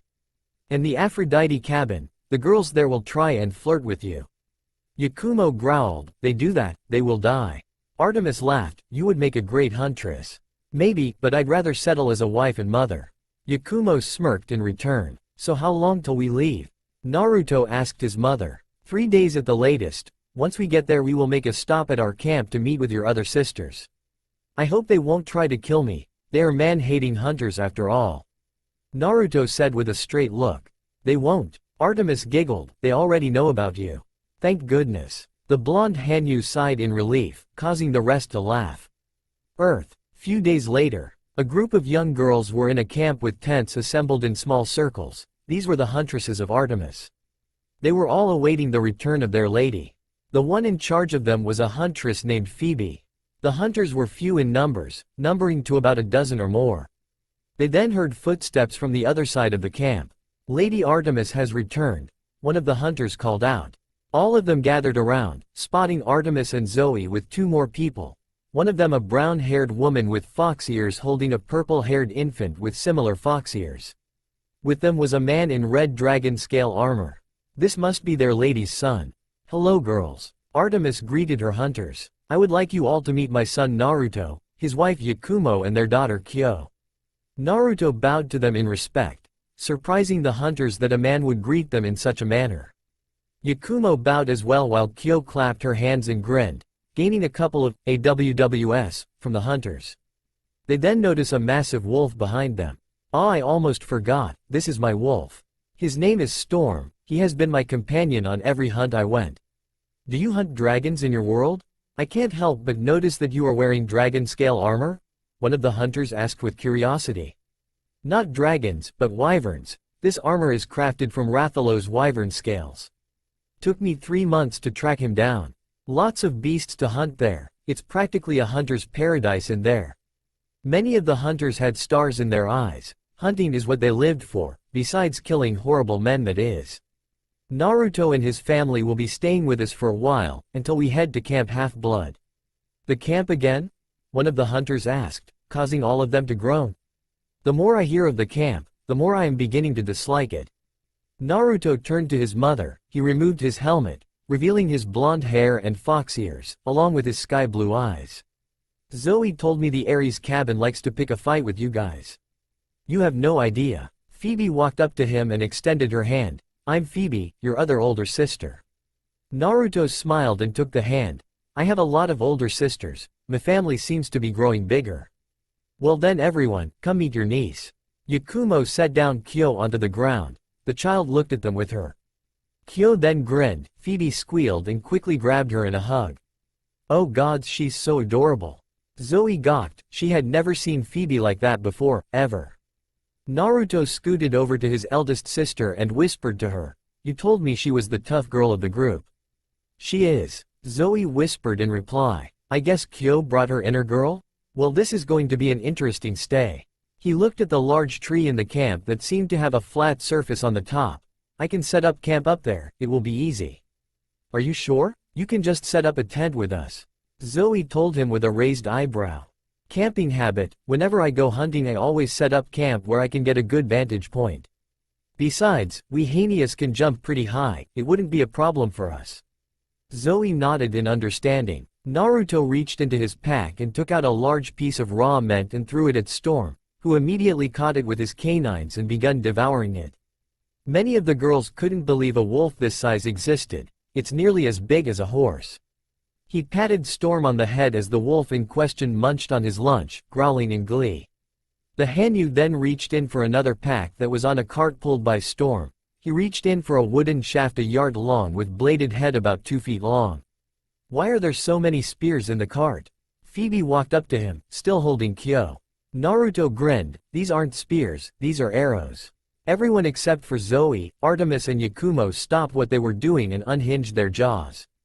"Those are arrows," Phoebe stammered. "Designed for killing big game, really big game." Naruto replied. He took out another item from the cart, it unfolded itself, revealing it to be a very large bow crafted from the same wyvern scales of the Rathalos. "And this is it, the prominence. Designed to shoot down and kill wyverns and dragons. Once Kyo is old enough, I am going to teach her everything I know how to hunt them." Papa, Kyo shouted in joy, despite not knowing what her father is talking about. She of course got another squeal and hug from Phoebe.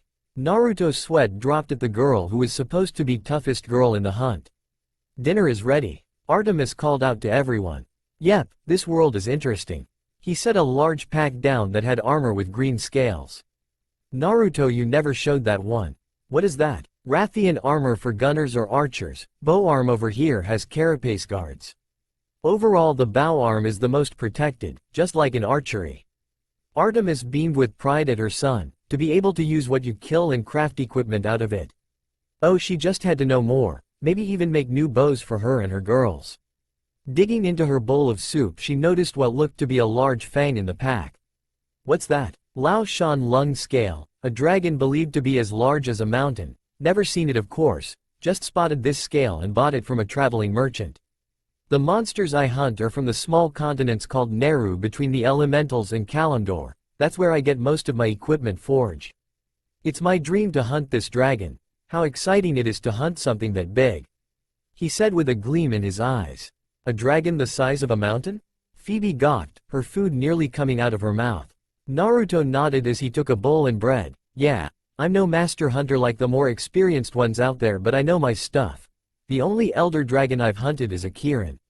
He took out a book where he listed all the monsters he encountered and turned a page, showing them what a Kirin looks like. "It looks like a," Phoebe begun speaking, "a white unicorn. I know, right? I don't know why it's classified as an elder dragon, but don't be fooled, this thing is fast, and has the ability to call thunder strikes from the sky. It's beautiful." Artemis looked at the image. "It is, yet deadly at the same time. I myself had a few close calls hunting it. Thunder strike patterns are random, so it's hard to predict when it's going to attack." "Are there any female hunters where you're from as well?" one of the hunters asked. "Oh, there are plenty. Hunting is for all people who wish to take it up. It's a big profession in those continents and their way of life." Yukumo started feeding Yakumo some baby food and spoke up. "We plan on moving there once Naruto retires from military service in half a year's time. It's an amazing place, and hunting there is the main source of income for the people there, which I sometimes do with my husband. Discrimination there is also non-existent. The hunters were enamored by the world Naruto is from. Now they really want to go there. That place seemed to be a hunter's paradise for them. My lady, we have to go there."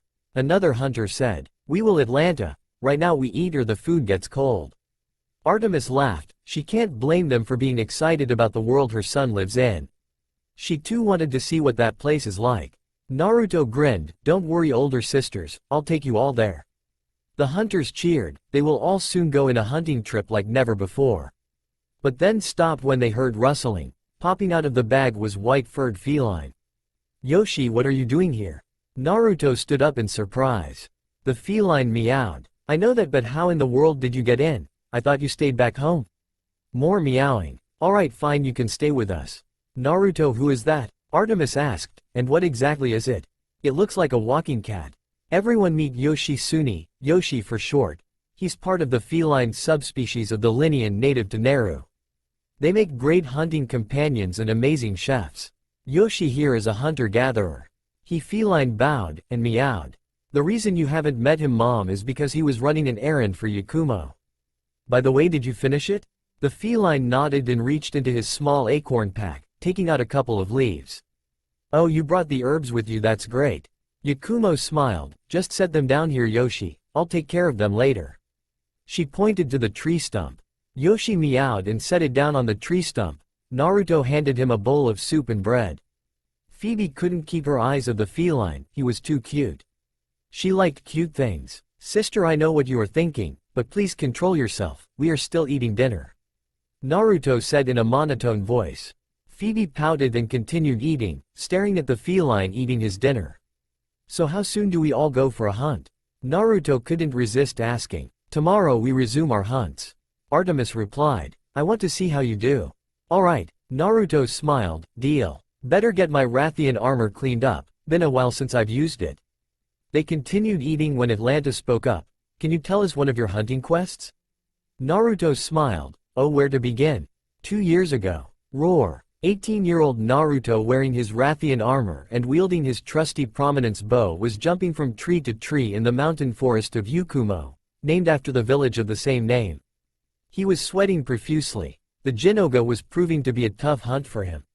He heard the roar getting louder, the trees toppling over from the distance and the rustle of other trees. He was running out of time. Come on, Yoshi, that trap better be ready. He jumped to another tree and made his way into a clearing where the feline was just yards away behind a bush. He jumped onto the ground and ran as fast as he could. And there he came, the Jinoga, shooting lightning bolts from the trees. Its glowing blue eyes and fur aligned with the scaled claws on its well-developed limbs. It was a sight to behold despite the number of arrows embedded on him. Present time. Jinoga. Atlanta grabbed the book her brother brought with him. Whoa, that is something else. You hunted this? She showed her other sisters the book and gasped at the beast. Naruto nodded, that's right, and he was a tough one. He then continued the story. Back to the story. The young hunter ran as fast as he could into the bushes where their trap was waiting. He dove into the bush as the lightning bolt shot at him was mere inches away from hitting him. He drew his prominence bow and steadied his aim, the beast coming right at him. And then the ground below the beast collapsed. The beast, enraged by this, shot more lightning at random areas, hoping to kill the hunter. Naruto let loose a volley of arrows while Yoshi threw bombs at it. Its chest weakening, Naruto aimed for it. He exhaled and loosed the arrow. Time seemed to slow for a few moments as the arrow flew right for the beast's heart, striking it dead. The Jinoga let out one last roar and fell dead. Naruto was panting. Some pieces of his armor were torn from the close encounters with the fanged wyvern. Wounds were already beginning to heal thanks the red chakra living inside him, but it did not recover him from exhaustion and some bodily pain. He fell to his knees while Yoshi brought him an energy drink. Thanks, he said to the feline as he took the bottle. Ancestors, was that tough? He fell to his back and gave out a weak laugh. I did it. He silently screamed in victory. He finally slew his first Jinoga. That was the day he also started to make a name for himself, for someone so young to slay an immensely powerful beast. Present time. The hunters were all bug-eyed after the story. Now they really wanted to come there and start hunting those monsters. Naruto chuckled. There was also this one time a spoiled princess from one of the kingdoms wanted a gobel for a pet. I mean, she offered 100,000 zeni for it. I wasn't about to pass up on such an offer. For me it meant one step closer to buying a really nice house there. Besides, I've hunted gobels several times. It was not a very difficult hunt to do when you already know how to hunt one. So where do you plan on moving after you leave the horde military? Phoebe asked. Yukumo village, around where I killed my first Jinoga. That place is just absolutely beautiful as Pandaria. The hot springs, the air, and the people, it is just. I really don't know how to put it in words. Naruto gave out a happy sigh. Yakumo nodded, it's our dream home. Soon we will be able to live there. Thrall gave us his blessings already, so he just gave him the condition that he remains in the military for another 6 months. Artemis smiled, but then realized how late it was. Alright girls, it's getting late and we have to be up early tomorrow for our quest. Many of the younger hunters groaned in displeasure, wanting to hear more stories from their brother. I'll tell you more tomorrow girls, listen to mother. Naruto said, chuckling at them. Tomorrow the hunters have a quest to find 2 children of Hades. Yoshi touched Phoebe's knee, wanting to introduce himself personally, seeing she kept looking at him. Phoebe on the other hand tried really hard not to squeal and grab him in a life-squeezing hug. Felines were just too damn cute. Mother, what did you do to my axe? Artemis giggled at her son, handing him a silver ring. I blessed it along with your armor and weapons. They are now more sturdy than ever and can kill the creatures of this world. As for your axe, I turned it into a ring that you can take anywhere. Just twist it and it will turn back to its original form. Naruto took the ring and gave his mother a kiss on the cheek. Thanks mom. Anything for my son. Now let's all get going. We have to find Hades' children. Perseus Jackson stared in shock as several arrows struck the disguised manticore named Dr. Thorn. Inwardly, he thanked the gods for the interference as he wanted nothing more than to get back to Camp Half-Blood and have a nice, peaceful time just once. His best friend Grover Underwood just had to get into trouble today. Was it too much to have a break from monsters? Apparently so. The hidden monster hissed in pain as he plucked the arrows out. Percy's friend and crush Annabeth Chase sighed in relief. The hunters. To his right, a raven-haired girl dressed in punk clothes groaned, named Talia Grace groaned. Oh, wonderful. The son of Poseidon looked to where the arrows flew from, and was shocked when he spotted hooded girls around his age, some even younger than him. But what confused him was one of them was male and looked like he was at least 18 to 20 years old, wearing green dragon-scaled armor with some kind of cap with goggles on top.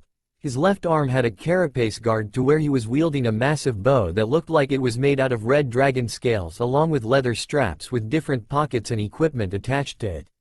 One of the hunters that had red long black hair with a silver circlet around her head, draws her bow further back. Before she spoke, shall I end it, milady?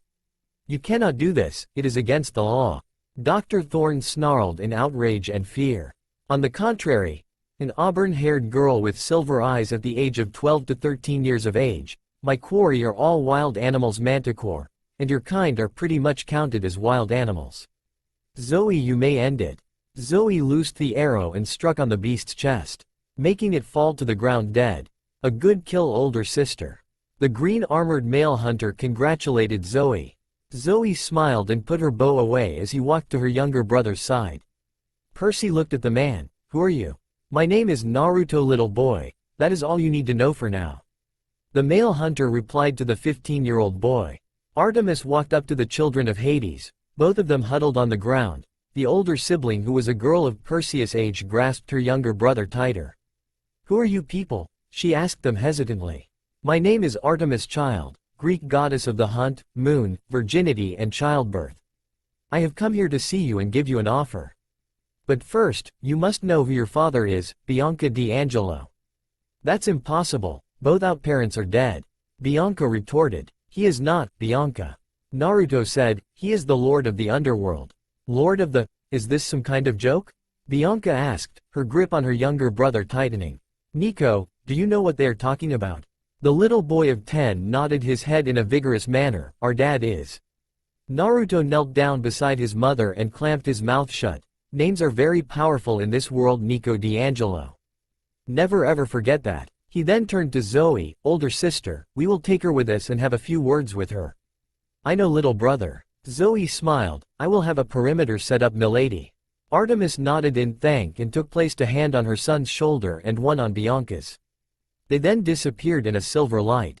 What the? Where'd they go? Bianca opened her eyes to find themselves in the snowy forest somewhere near Westover Hall. The male hunter and Artemis looked at her.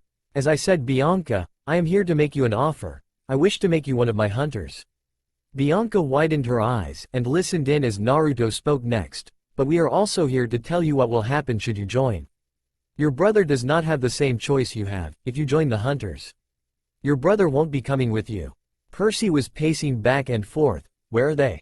They've been gone for almost 10 minutes. I'm sure they're fine, Lady Artemis is with them. Grover replied. But what about that other guy? None of us has ever seen him before. He could be a spy for all we know it. Zoe snapped and placed a dagger to his neck. Speak ill of my younger brother again, boy, I dare you. Hey, what's the big idea? Talia growled, and why do you people have a guy with you? He is different, he is our brother. Zoe narrowed her eyes at the punk girl. They all shielded their eyes when a flash of silver light appeared at the center. Artemis, Naruto and Bianca then appeared before them. Nico ran up to his sister and gave her a hug. The two hunters approached Zoe. Her answer was no, she did not want to be away from her brother. Zoe nodded in understanding. What offer? Percy asked in suspicion. She offered me to become one of her hunters. Bianca answered, widening the eyes of the son of Poseidon. What? No, she has to go to Camp Half-Blood. Thwack! A large yard-long arrow with the head almost 2 feet in length flew to the left of Percy's head, embedding itself onto the tree. Know your place, son of Poseidon. Or did you not listen that she already said no to the offer? Naruto? Artemis spoke softly to her son. Naruto bowed to his mother, forgive me. I was out of place. Artemis just nodded. She turned to Bianca and told her, I will respect your decision, family is important after all. But know this, there will always be a place for you. Thank you, Lady Artemis. Bianca bowed in gratitude. I can see why you don't like Camp Half-Blood. Naruto said, carrying his daughter with him while Yakumo was chatting with her mother-in-law. I expected more from these demigods. Zoe groaned and nodded. Now you know how I feel, not to mention we get into fights sometimes with the Ares cabin. Ah yes, you told me about them. You said they can be quite arrogant and boastful. The huntress sighed, you have no idea, little brother. Ah hey there, little sis. Shut up, Apollo, and we're twins. Artemis shouted at her idiotic twin brother. Apollo just waved her off and stared at the brunette fox girl. Hey there, beautiful. Naruto's eyes went blood red. Hold her for a second. He handed Kyo to his older sister and stomped his way towards the idiot hitting on his wife. He grabbed the sun god by the throat, red mist seeping out of his body and an infernal growl, which got the demigods who were with them to huddle together in fear. Were you just flirting with my wife, uncle? He growled once more, his voice sounding very demonic. You must be my nephew. Hi. Apollo could feel the grip on his neck tighten. By Olympus, he's strong, very strong. Naruto, as much as I'm enjoying this, put him down. Artemis said sternly. Her son let him go, dropping him onto the ground, coughing and wheezing as he gasped for air. A feral dog-like growl was coming from Naruto, staring at him angrily. Yukumo simply intertwined her fingers with her husband's, and immediately his anger started to fade, his eyes turning back to their normal blue, and his whiskers disappearing from his cheeks. You just had to flirt with her, didn't you? Artemis gave her twin brother a deadpanned look. I didn't know. Know what, uncle? Naruto glared at him. Nothing, I said nothing. Apollo panicked. Many of the hunters laughed. It was priceless to see Apollo put in his place. Yukumo just rolled her eyes at the sun god and walked up to Zoe, smiling as Kyo was handed to her. Percy and his friends were shocked that this extremely beautiful fox lady was Naruto's wife. She was even far more beautiful than Aphrodite. And even more shocking that Apollo called him nephew. It's as if he was saying that he was Artemis' son, but that's not possible. She swore to a life of maidenhood. Apollo, I need your help. I need you to take the hunters and the demigods to camp. The hunters groaned, they did not want to go there. But first things first, no talking to my hunters and my daughter-in-law, and no flirting. Got that? Apollo nodded vigorously, not wanting to incur the wrath of his sister and nephew. Mom, where are you going? Naruto said. There is a beast out there as well. I did not tell you this, but I have a mission to hunt a creature that has the power to destroy Olympus. If it is a large creature, then I'm coming with you. As much as I want to let you come with me, now is not the time. I must go alone and use all my skills to hunt it down.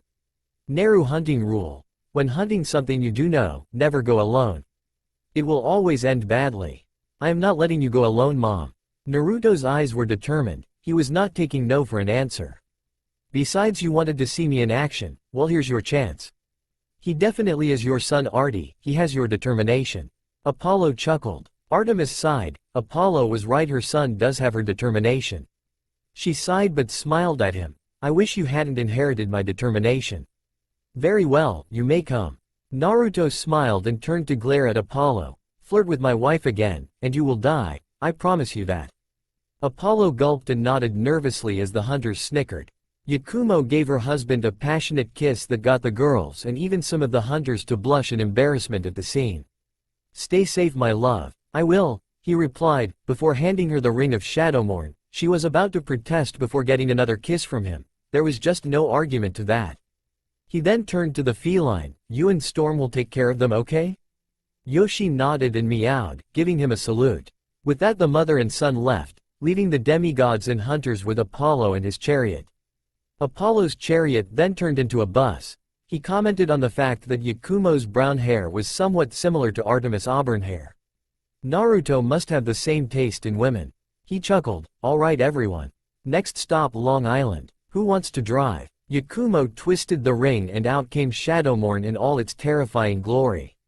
She held it out like it weighed nothing and pointed it to Apollo's neck. You will drive, and because there is a baby on board, you will drive safely, she said in a very sweet tone. Apollo gulped once more, nodded in a panic. Yep.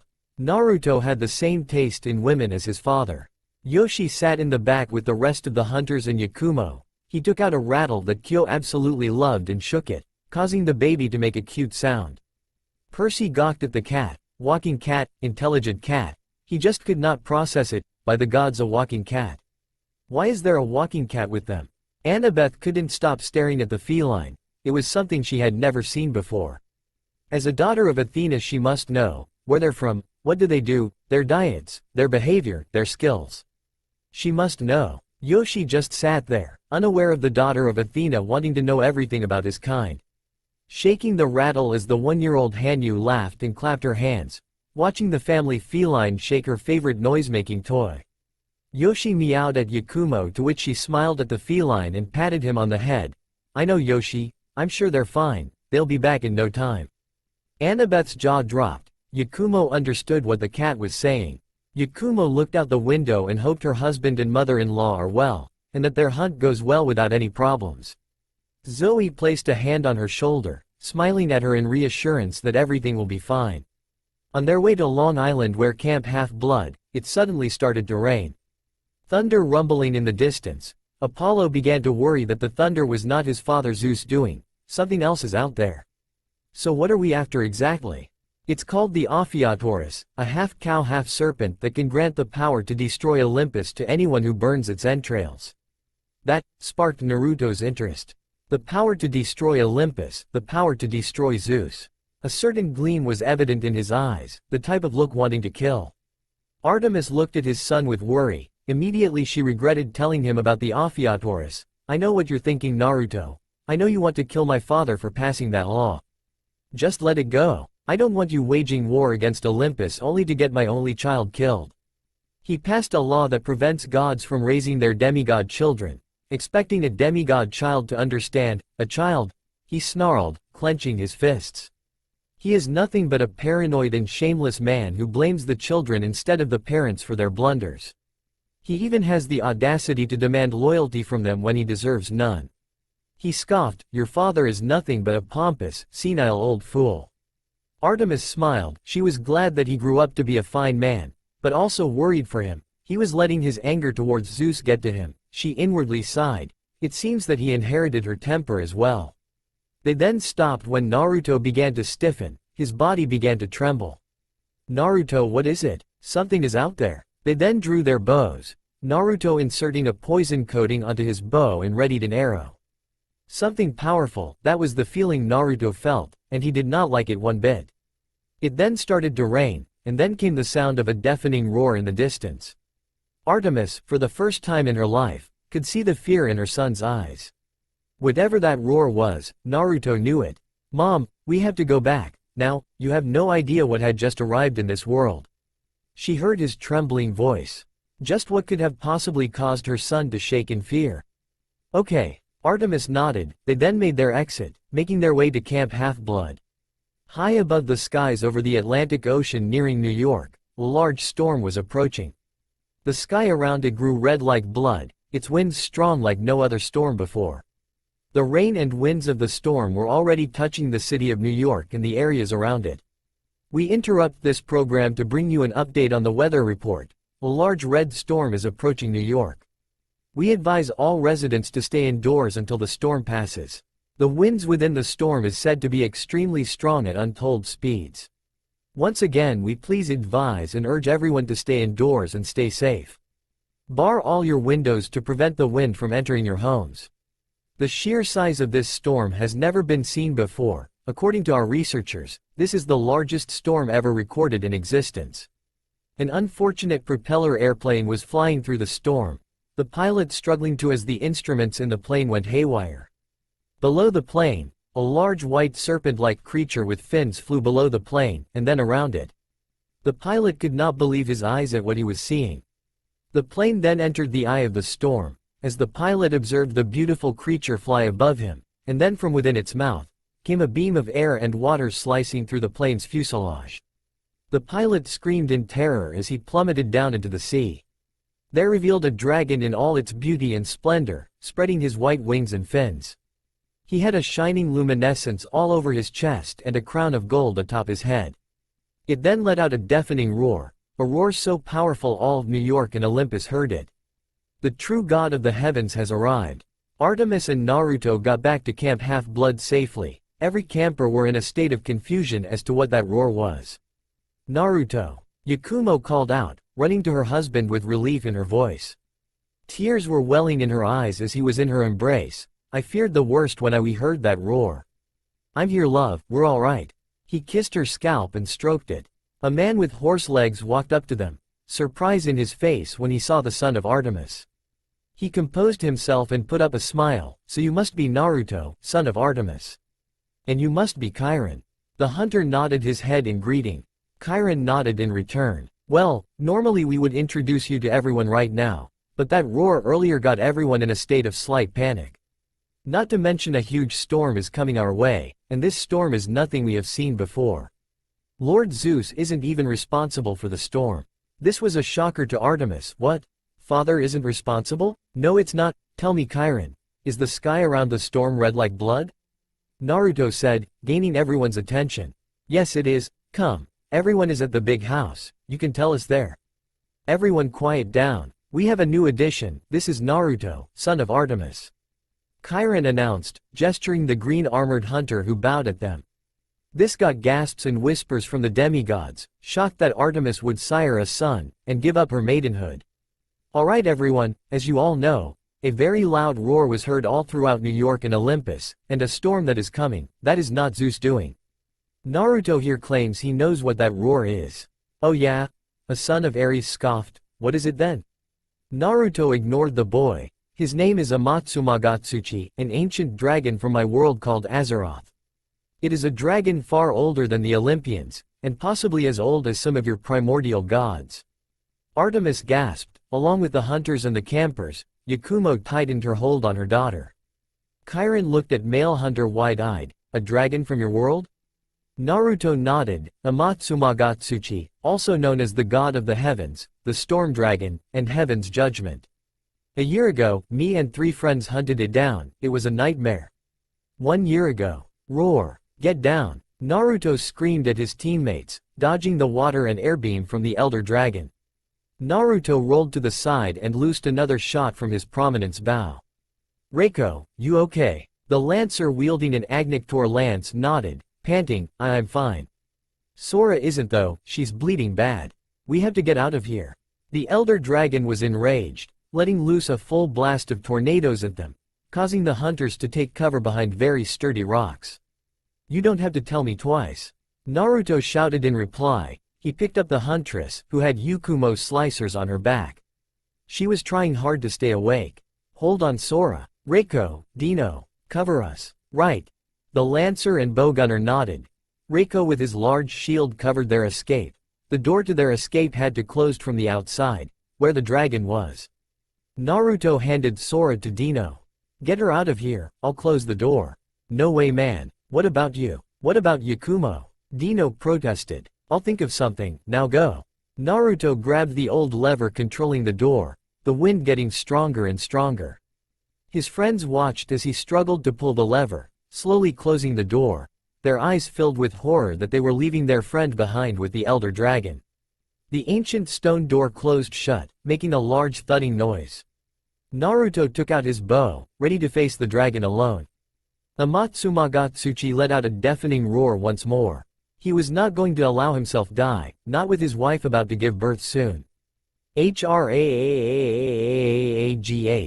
Naruto roared in defiance, firing volley after volley of arrows. The battle raged on, a single hunter fighting a losing battle. Tossed and turned by the winds and the storm, his armor falling apart and wounds hindering him. He was on his knees, pointing the bow at the dragon as it slowly crept closer. The arrow tip only a mere inch away from the dragon's nose. Come on, come on! Naruto roared. Amatsumagatsuchi just stood there, fascinated by this man's courage to face him alone. And without warning, he turned away, flying away as the storm subsided. Naruto lowered his bow and sat there, wondering why the dragon decided to spare his life. Present day. He spared my life, and it still bothered me to this day, why he decided to spare my life. I nearly died that day. I turned up at Yakumo village, bloodied and bruised. Yukumo rushed up to me. She was still currently pregnant with our daughter. She sobbed on my bloodied chest, happy I was alive. Artemis stood there, her cheeks messy from the dried tears that flowed down her face from the story. She had nearly lost her son and she didn't even know it. Yakumo and Kyo were snuggled up on her son's chest, the baby asleep while Yakumo was silently crying on her husband's chest. I will tell you this. Amatsumagatsuchi is far more powerful than anything you might have faced. The people of Naru called him a god for a reason. The god of the heavens. Naruto said, his face showing worry. Kirin gulped. Zeus will not be pleased that a dragon flying in his domain was wreaking havoc. He feared that it might be more powerful than the king of Olympus, and now it was even considered a god of heavens, a title Zeus currently holds. A battle between the two is inevitable, and he wasn't sure who would win. Alright everyone, back to your cabins, and make sure you secure yourselves. The storm will be here any hour now. Artemis walked up to her son. I have to return to Olympus, stay safe for now, okay? Naruto nodded and kissed his mother on the cheek. I will. A few hours later inside the Artemis cabin, which was expanded to accommodate the family, the hunters sat on the beds with worry on their face. Appearing from their brother's world is a beast of unimaginable power, and it was headed straight for Olympus, which also nearly took their brother's life. They could hear the thunder of the storm, the winds raging outside. Yukumo was currently asleep with Kyo while Naruto looked out the window. The skies were becoming red. The hunters looked out as well and could practically feel the power coming from the storm. After all of this, we're going back to Azeroth. There is no way I am staying here knowing the king of Olympus wants me dead. I cannot afford to put my family in danger. Zoe nodded in understanding at her brother. She could tell that the fates were also angry at him. For someone of this world not tied to the fates, Zeus would want him dead even more. Ever since their arrival, everything just went crazy. She was even tempted to go back with him, knowing that she won't have to worry about the Olympians and the problems of this world. What of the dragon though? Is it going to stay here? I doubt it. Naruto shook his head. He will definitely go back through the portal it went through. I heard of legends of a portal at the ancient mountain where it resides. I'm not really surprised it is true. Knowing that is not his domain, he will leave, but not for a few days. The storm will pass by tomorrow. But a fight between the king of Olympus and the elder dragon is inevitable. Many of the younger hunters were scared. Never had a beast of incredible power scared them before. Not that Naruto could blame them. He just told them of how it nearly killed him before sparing his life.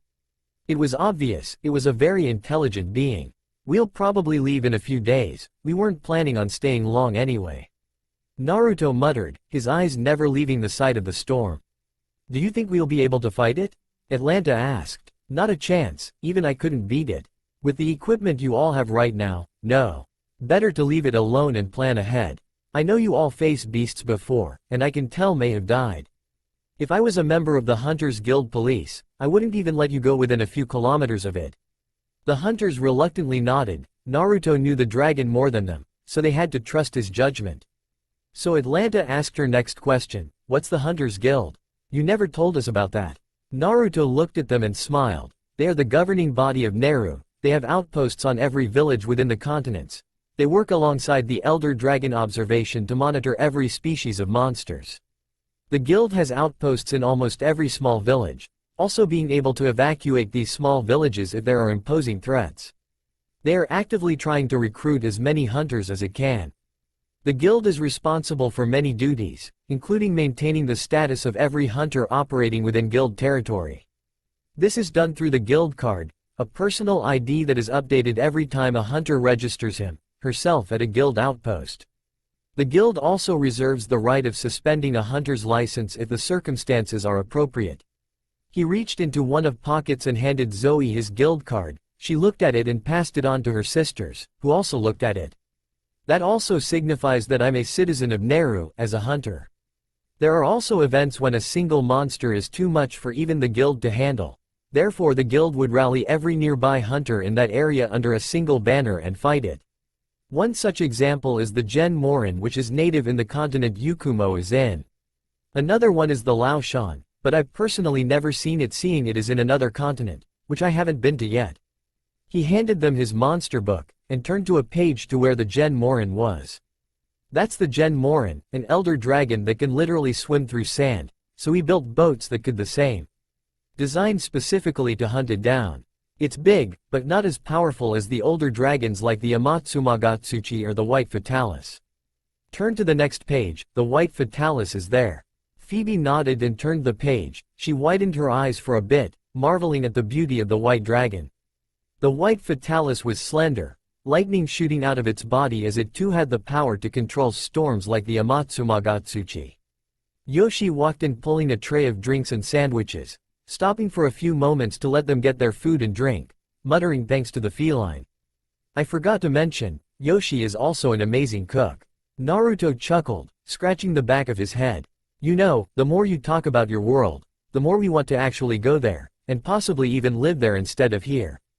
We're all demigods, and we are obliged to serve them. It's also the reason I joined the hunt. Lady Artemis was the only Olympian who was nice to us. Lady Hestia was also nice, but she isn't an Olympian. To be honest, I hate this world. It's given me nothing but pain and sorrow. Atlanta said, the hunt was the only best thing that's ever happened to me. Naruto looked at her with sad eyes. He walked up to her and patted her on the head. How long have you been in the hunt? A few months, I'm only 10.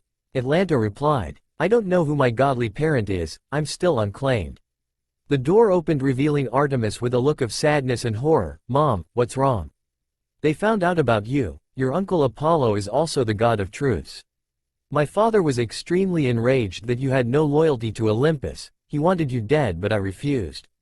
In turn, as punishment for my defiance, I was stripped of my status as an Olympian. I'm just a minor goddess now. He said that after they deal with the dragon he will come for you. Everyone's eyes were wide in shock. Naruto then quickly went into the room his family was sleeping in and woke his wife up. Naruto, what's wrong? Yakumo asked with worry. Pack your things and get Kyo, we're leaving, now. Yakumo nodded, deciding not to ask any more questions after hearing the tone in his voice. Mom, what about you? I don't care, as long as I'm with you. Girls, looks like you get your wish after all, we're going to Azeroth. Artemis smiled at the hunters, at which they silently cheered. There was no way she was going to let Zeus use her hunters to hunt down her own son. Yoshi, get Storm and the cart ready, we're leaving right away. Naruto ordered the feline. Yoshi meowed and nodded. Amatsumagatsuchi will be used as a distraction. He will stay within the city for a full day until he decides to leave. Mom, how far is it to the portal? A few hours walking distance from our previous campsite. The Olympians are too busy with the Elder Dragon, so we have a lot of time. Good, everyone, we're leaving. And hope that we never hear from this place again. Using the cover of darkness and the distraction the dragon is giving them, they moved swiftly through the cover of the trees after they flashed out of Camp Half-Blood into the campsite when they arrived. They walked through the thick forest far away from New York where chaos was ensued. There it is. Atlanta pointed to a few stone formations with runes and purple misty doorway in the middle. Alright. Once we go through the portal, Yoshi and I will plant a few bombs to destroy the portal, cutting access to Azeroth. Amatsumagatsuchi probably found his own portal somewhere in the ocean. My guess is it's probably the Bermuda Triangle. A lot of crazy stuff happens there. Phoebe said, petting Storm on the head. Naruto nodded, everyone through the portal. Yoshi lighted up. As soon as everyone got through, Yoshi and Naruto placed barrel bombs and light the fuse and quickly ran into the portal. A few seconds later after they disappeared, the bombs detonated and destroyed the rock formation, cutting access to the portal for good. At the other side of the portal within the elemental nations, everyone got through safely. They were relieved that for once, they were now experiencing true freedom. Did your brother know about the portal? Artemis shook her head. I made sure he didn't see me. He never knew about you until you actually met him. Good, well we can just transport to the gates of Orgrimmar. I studied the seal they used and we can use it as well. Naruto's mother smiled. She told everyone to grab each other by the hand once more. Naruto drew a seal on the ground big enough for everyone stand inside the circle. With a few hand signs they disappeared in a plume of smoke. A new chapter of their lives had finally begun, and this time together as a family. Back in New York, the Amatsumagotsuchi in all its glory, not being covered by the mist, was scaring the populace of the city. Windows were shattered and some buildings were destroyed by the strong force of the wind. The Olympians, barred by their ancient laws to interfere with the mortal world, sent demigods to fend it off. Children of Ares were chosen, but they failed as well. The dragon decided not to kill them but only wound them, enough for them to go in retreat. This angered Ares to no end. His children, the greatest warriors ever, according to him, were beaten by some mindless beast. The dragon scoffed at the so-called warriors. They were nothing but hatchlings. He demanded someone more powerful, someone worthy enough to face him. This world did not satisfy him, the people here were weak. The next day he left, flying back into the Bermuda Triangle where the secret portal was. As soon as he got back to his mountain in the continents of Naru, he guarded the place. Forever watching the ancient portal to his world, waiting for someone worthy enough to finally challenge him. But he knew that will not be for a long time, so he closed it, barring the people of Earth access to the world of Azeroth for they were unworthy of entering his world. At the back of his mind, he remembered that young hunter who braved him. Back at Olympus, confusion hit them. Artemis and her hunters were nowhere to be seen, her son was also missing. Athena deduced that they most likely used the dragon as distraction to give them a chance to leave. As to where, they don't know. Once again, Zeus flew into one of his tantrums. I'm going to Naru already? But what about my 6 months of service? Naruto asked his father, wide-eyed in surprise. Konoha ninjas have not stopped coming to look for you. They have not started any incidences thankfully, but we are beginning to worry. Your retirement will have to go ahead of schedule to shield you from them. They thankfully do not know of the continents of Naru, therefore you will have to leave within the week before another set of Konoha ninjas arrive. Thrall smiled and placed a hand on his son's shoulder. You have done so much for the horde in the past 6 years you have served my son. This is our gift to you. Live your life to the fullest from now on. Naruto smiled in return. I will, father, thank you. No, my son, thank you. It had been a month since they boarded a ship to the continents of Naru, a prosperous and lush land. Many foreigners called it paradise. A large wagon was being pulled by a gargwa bird wyvern, used by the people of Yukumo as livestock and beasts of burden. In the large wagon was a dozen girls huddled together asleep. With them was a man with a woman asleep on his shoulder. To their side was a baby in a basket being tended to by a feline, and the last was a woman with auburn hair. Guarding the wagon was a large wolf, alert and making sure no dangers were ahead. Naruto opened his eyes. He grunted a little, having been asleep for over 8 hours. He gently lay his wife on the floor of the wagon as to not wake her. Pulling the sheets covering the wagon over him, he spotted a small village in the distance. Smiling that they were practically here, he moved over to his older sister and gently shook her. Zoe, we're here. The raven-haired girl gently opened her eyes. Her brother moved the sheet a bit to let her see. Her eyes then widened. There it was. Yukumo village. It was even more beautiful than she had imagined. The oriental-looking red buildings overlooking the valley below, they were just a few minutes away. Girls, we're here. Zoe called out to her sleeping sisters. The girls groaned, some mumbling words like, 5 more minutes and, not yet. Phoebe rubbed her eyes and slowly pulled herself up. Whoa, girls wake up. We can see the village from here. Play Yukumo Village, Monster Hunter Portable 3rd soundtrack. Atlanta and the rest sat up. They also widened their eyes at amazement, their new home. A peaceful-looking village overlooking a beautiful valley below. They could spot the people doing about their business, the blacksmiths crafting weapons and armor for other hunters. Hot springs being used by hunters and villagers alike, felines working on farms and tending to their shops. This was paradise, a hunter's paradise. Beautiful, isn't it? Naruto smiled at them. They all nodded. Artemis woke up next from the noise the girls made. And the first thing she saw was the beautifully crafted buildings of Yukumo. Oh my, welcome home guys. End song. The wagon stopped and everyone got off, Yakumo still holding her sleeping daughter. They waved the feline wagon driver goodbye as it drove off. The girls were surprised by the way the male hunters in the village just waved at them in greeting. They even saw a female hunter with an extremely large bone sword on her back waving at them as well. Many of the hunters departing the village are going out on their next hunt. Don't worry girls, the people here are very friendly. To me this is the best village in the entire world. Come on, we're going to meet the village chief. What's the chief like? Atlanta asked, the other girls getting curious as well. Naruto replied. Huh? Artemis and the rest of the hunters tilted their heads in confusion. Village chief Miku, she is the village chief. She's a Wyverian and a very good friend to us. Yakumo said in reply. The girls had their jaws drop that a woman is the leader of this beautiful village while Artemis just looked stunned. A little boy was playing with his ball when he stopped and looked at Naruto with widened eyes. Guys, Naruto's back, he shouted. Within a few seconds the entire village came alive. The people greeting the blonde Hanyu and his wife. Welcoming him back with open arms. Miku walked up to them and gave them a hug. Oh, it's so good to see you. We were wondering when you would come back. Well, here we are, and we're here for good this time. Naruto replied, gaining cheers from the crowd. The people then started setting up the entire village for a festival for the family's return. Artemis and the hunters were stunned at how much the people loved them. The village within minutes was being filled with people setting up their food stands and games. The felines were also hard at work setting up their shops, from foods, to games, and to small fishing ponds. Naruto walked up to them lightly laughing and grabbed Zoe's hand. Come on, Miku wants to meet you all. They walked up a young-looking woman. She was absolutely beautiful, her black eyes, her long ears slightly pointing down and her black hair neatly tied into a Japanese princess-type style with a crown and ribbons on top. She wore a white kimono with a white obi with green leaves and purple sashes. She smiled and bowed to them in greeting. Ah, you must be the rest of his family. Welcome to Yukumo village. We have already prepared a place for you all.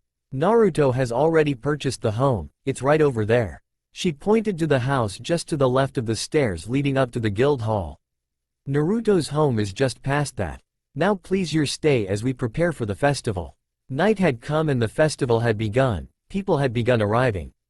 An elderly Wyverian and a feline wearing yellow helmets walked out of the village carrying pyro equipment for fireworks, heading for the hills to set them up from a distance. Music began to play, the feline drummers on the top of the tower being led by another feline wearing a green yukata and a hat with a paw emblem. He had 2 fans to lead the drummers. More feline were down below dancing around the tower. People joined with the felines and danced with them.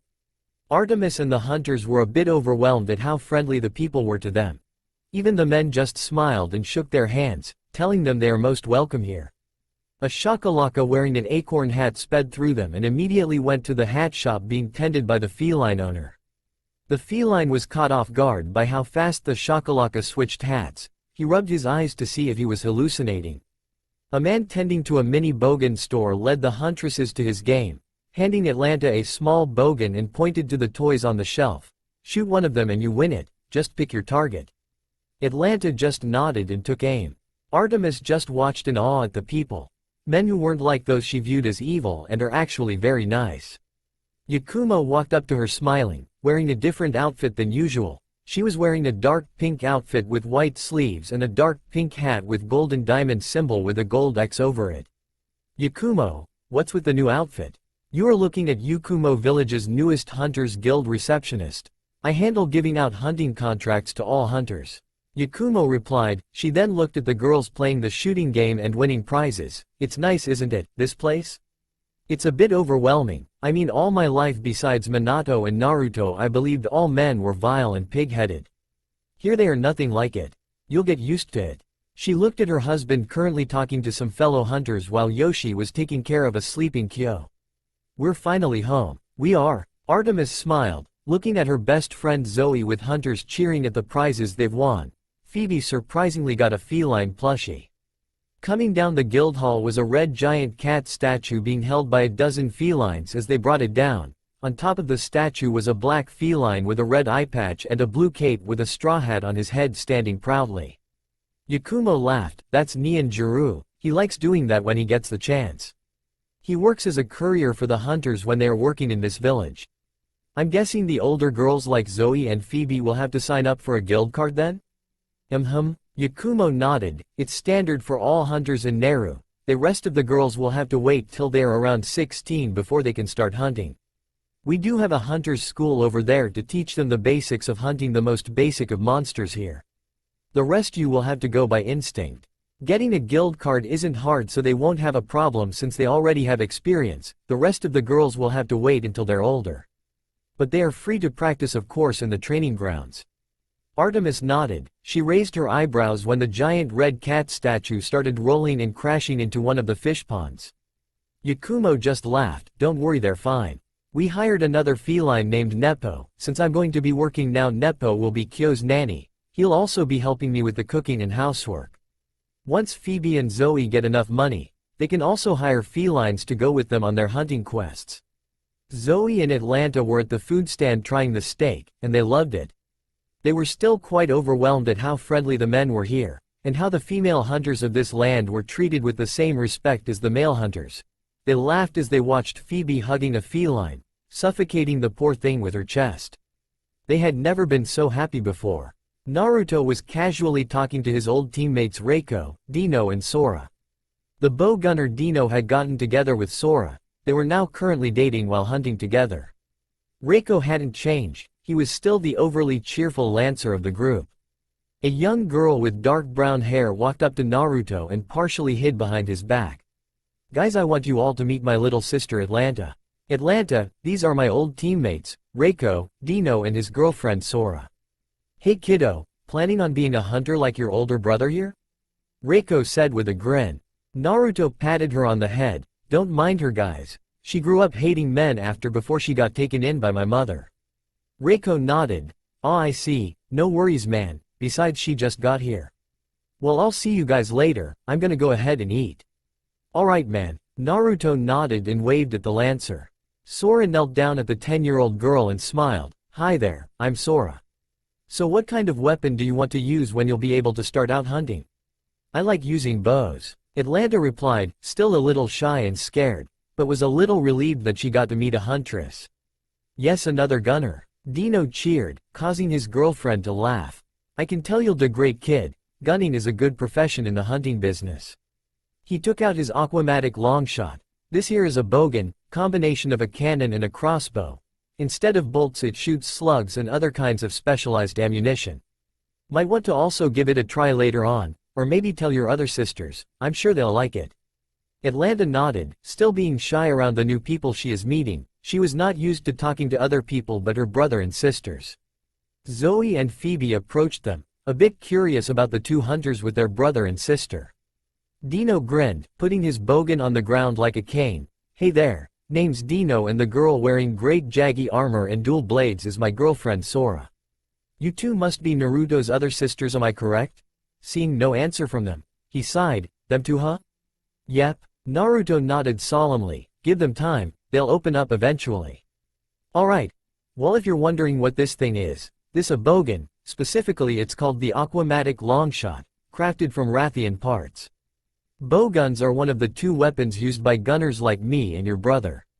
Phoebe was interested in the weapon, a cross between a gun and a bow. She had never seen anything like, and the one this man was wielding looked like a giant sniper rifle. "Don't mind him, you two, he's obsessed with bowguns. I'm Sora, Dino's girlfriend and one of Naruto's old teammates. He told us about you during the hunt for the Elder Dragon." Zoe replied. Sora sighed, "He told you that story huh? Yeah, not one of our best moments. We nearly chewed Naruto out for making us leave him behind." "Well, enough of the gloomy stuff. How are you guys liking it here?" "We really like it, although we're a bit overwhelmed by how nice the men are here."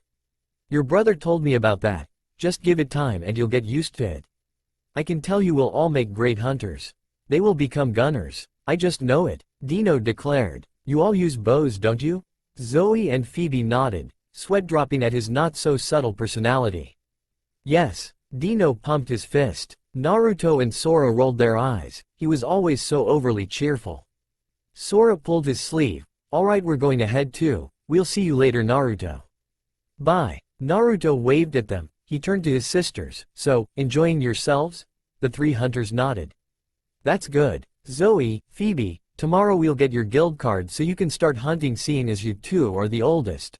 The rest of the girls will have to wait until they hit 16, it's the law here. Atlanta pouted, having to wait 6 years until she can officially hunt. Don't worry, Atlanta, besides you can actually enjoy being a kid for now. Naruto ruffled her hair. Alright, let's head back. I bet you guys want to see your new house. They heard meowing and spotted a feline with a yellow helmet flying through the air, and there goes Trenya. Yakumo said with a chuckle. Next day, Zoe was currently wearing her brother's old great jaggy armor now fitted to her thanks to the blacksmiths, and Phoebe was also wearing great jaggy armor. Naruto gave the prominence to Zoe much to her protests. He then got a new bow built from Rathian parts called the Queen Blaster. Phoebe got herself a basic Yukumo heavy bowgun. Yukumo was known all around Naru for their extreme sturdiness and being able to fuse with the different kinds of war, crafting weapons and armor with them. Naruto nodded in approval at them, wearing his Rathian gunner armor and his new Queen Blaster bow. Alright, since you two are already well versed in hunting, you two will be hunting Great Jaggy, together. It's what all hunters have to do when they start out, and since you two already got a head start with the gear I gave you, I believe you two are ready to face a Great Jaggy. Head up to the reception and Yakumo will give you guys a hunting contract. What about you? Zoe asked him. I will be going on my own hunting quest. It's completely normal for a hunter to go out alone as long as they know what they are hunting. You two will be doing that soon once you are all accustomed to hunting here. The guild hall was bustling with different kinds of hunters going to and returning from the hunt. Zoe and Phoebe awed at the captured Rathalos tied up to a cart being pulled by an Aptonath. Hey you two. Hi Yukumo. The two huntresses waved at the new guild receptionist. How's the new job? It's great, I get to meet new people and see my husband off to work. It's a win-win for me. Yakumo grinned. So you two are hunting together? They both nodded. Alright. Here you go. Naruto told me what monster, so here is one Great Jaggy contract. They want it gone as it seems to be terrorizing merchant caravans in the desert. They both signed the contract. Good, now stay safe you two. What's Naruto hunting? Phoebe asked. He's hunting a Rathian that's been spotted, attacking a small village to the south. He really wants to help you guys get started. In other words, the both of you are being sponsored by him. Yakumo giggled. Don't worry you two, this isn't the first time he went off hunting alone. Yoshi walked into the guild hall wearing his trusty Yukumo set and wielding a small katana. I'm coming with you too. He meowed. It seems Yoshi wants to tag along you two and make sure you both are alright. Yukumo smiled. Of course he can come. Phoebe said with stars in her eyes. Thanks Yoshi. No problem. Yoshi meowed. I actually want to see how well you do on your first hunt. Zoe smiled. Thanks Yoshi, we'll do our best. They were used to hunting in packs against a single prey, encircling their target until they go in for the kill. Not the other way around. This is ridiculous. Phoebe fired another shot at the Jaggy pack, being led by their target the Great Jaggy. There's no end to them, they just keep coming. Just keep shooting. Zoe shouted, firing off another arrow at the oncoming Jaggy, striking it right at the eye. Boom. Yoshi throws a barrel bomb at one of the Jaggies. Welcome to monster hunting you two. He shouted, taking out his katana and slashing another Jaggy's head clean off.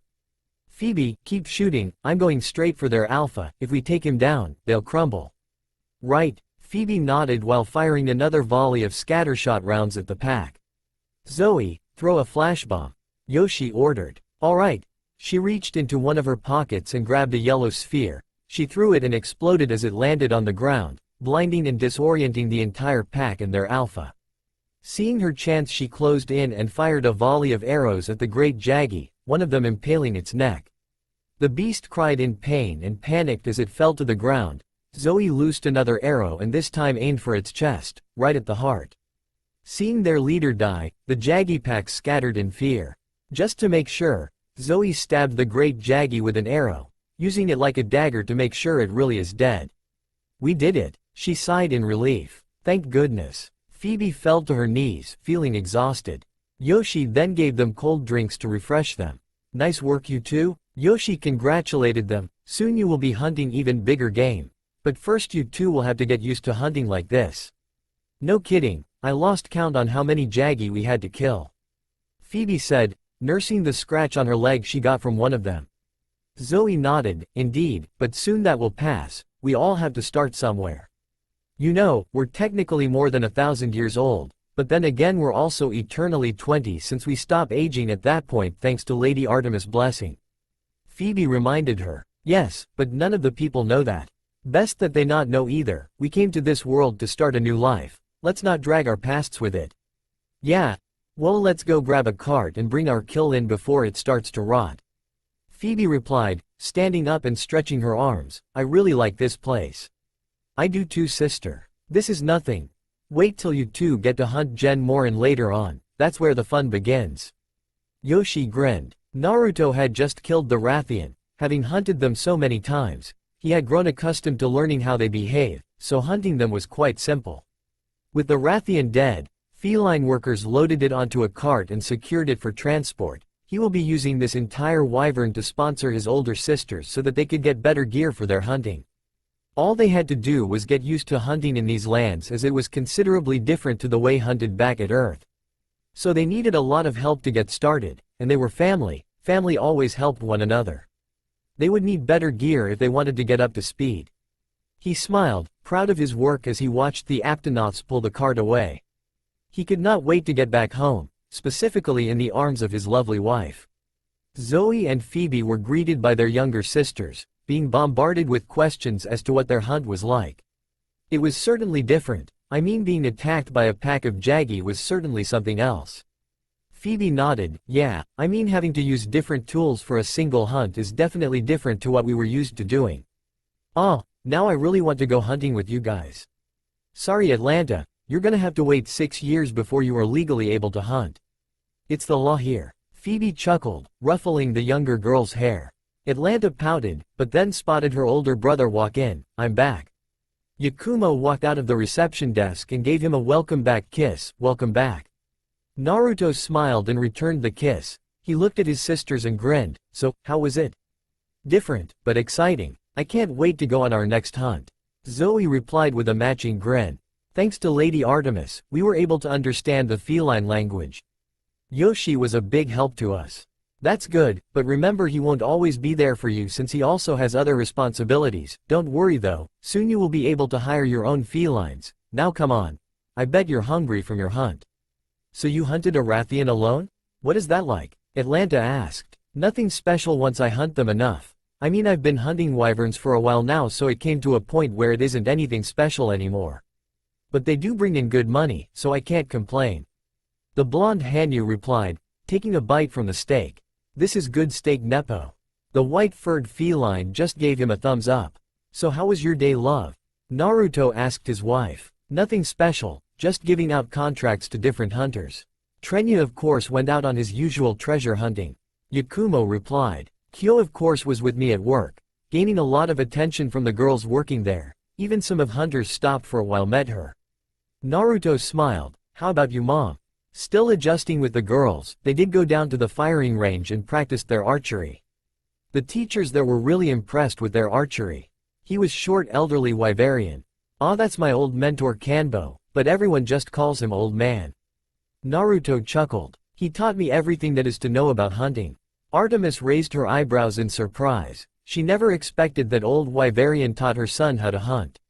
She smiled in the end and continued eating her meal. They continued on eating and talking about their day. They felt truly at home. What do you mean he no longer lives here? Where is he? A pink-haired young woman screeched at the warchief. The Konoha ninjas have returned, hoping to convince Naruto to come back to Konoha once more. As I said, girl, he no longer lives here. He has retired and moved to a location we will not tell you. He finally gets to live his life in peace. We will not you people be an obstacle. Vol'jin replied, gritting his teeth at how persistent these people are. But he belongs to Konoha, his true home. He belongs to wherever he chooses to live, not your decision. He is not some kind of property to you people. Thrall growled. Sakura was about to retort when Sasuke placed a hand on her shoulder. That's enough, Sakura, we can't convince them. Let's just go. She sighed in defeat and walked out of the building. Sasuke bowed to them and followed his teammate out. Vol'jin sat back on his throne with a sigh. It's only a matter of time before they find him, we need to warn him. Agreed. Thrall nodded. I don't believe them. Naruto belongs with us, where his friends are.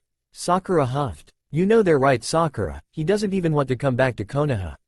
So why even force him? She tried to argue to that, but just gritted her teeth, tears flowing down her face. Frustrated with herself at how poorly she treated him when they were still a team. Sasuke sighed and understood her feelings well. After all, he tried to kill during his defection to Orochimaru until he was brought back. After hearing of his banishment, he vowed to better himself. During his probation, he went through so much counseling with the Yamanakas to get rid of his mentality that he was an elite because he had Uchiha blood flowing in him. He wanted nothing more than to earn Naruto's forgiveness. What was worse was how Hinata became bitter about all of this. She became cold and distant because she wasn't the one married to Naruto and had a child with her. She then became obsessed with becoming stronger, deluded with if she could prove herself then maybe Naruto will choose her instead. Her teacher Kurenai became extremely worried about her, Neji included. The day they came back to Konoha from their first mission from Orgrimmar, Hinata went into more hysterics, screaming, "It should be me. Not that bitch." She was never the same after that. She was actually strong as it took 6 people to restrain her, making her pass out from exhaustion. Sasuke sighed once more and took Sakura's hand, intertwining their fingers. Come on, let's just go home. The next day the family were just relaxing since they just recently hunted.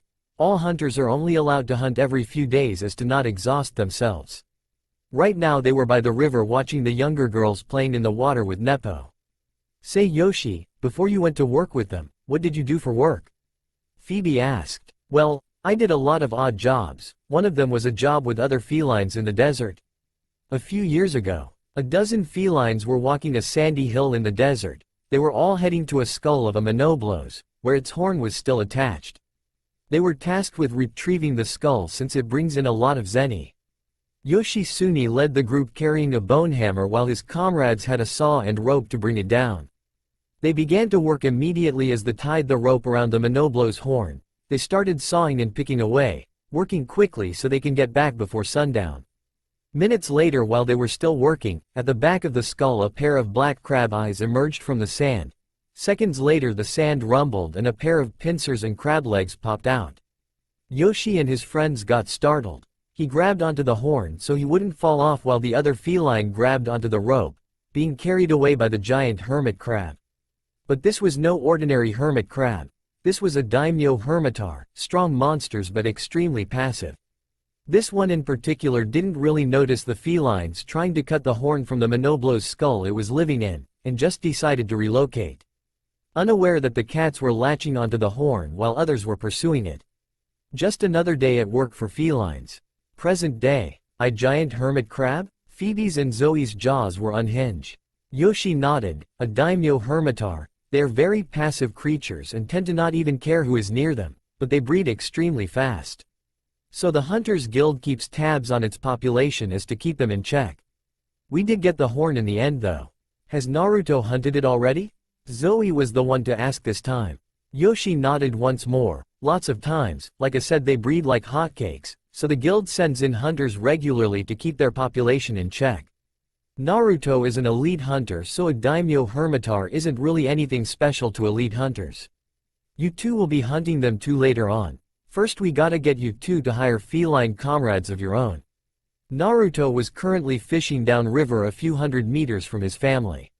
Even on their off days, hunters are required to keep their equipment and weapons with them at all times when they are outside the village. They are never completely safe.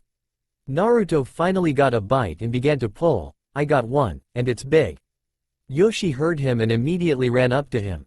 What happened next completely shocked Artemis and the rest of the girls except Yakumo. What came out instead of a fish was a large flat purple-fish-looking monster with a head ornament much like an angler-fish has. Naruto took out his bow. Well, looks you two get to hunt your first gobel. Everyone else stay back. The gobel puffed up like an puffer fish and revealed its spikes. Keep your distance from those spikes. Zoe and Phoebe rushed to the scene with their weapons on hand. Zoe fired up a few shots at the gobel, making it roar in pain. His head tail with the large white orb began to flash. Shield your eyes, now. They did so and a bright flash engulfed the entire area. Phoebe then fired up a crag shot and exploded on the gobel's right side. The battle lasted for 10 minutes. The gobel was now littered with arrows and becoming even more enraged. Naruto growled, "We got to take it down now. We can't afford to let it linger any further." Phoebe fire off a few more shots to make it tip to its side. On it. Phoebe did so, loading another crag shell. She aimed a bit lower this time. The explosion caused the monster to tip to its side and lose its balance. "We only have a few seconds, aim for its heart." Naruto and the rest of the two aimed at the center of its chest. The arrows, barrel bomb, and slugs struck its target, making it squirm in pain before laying still. "You guys can come out now, it's over."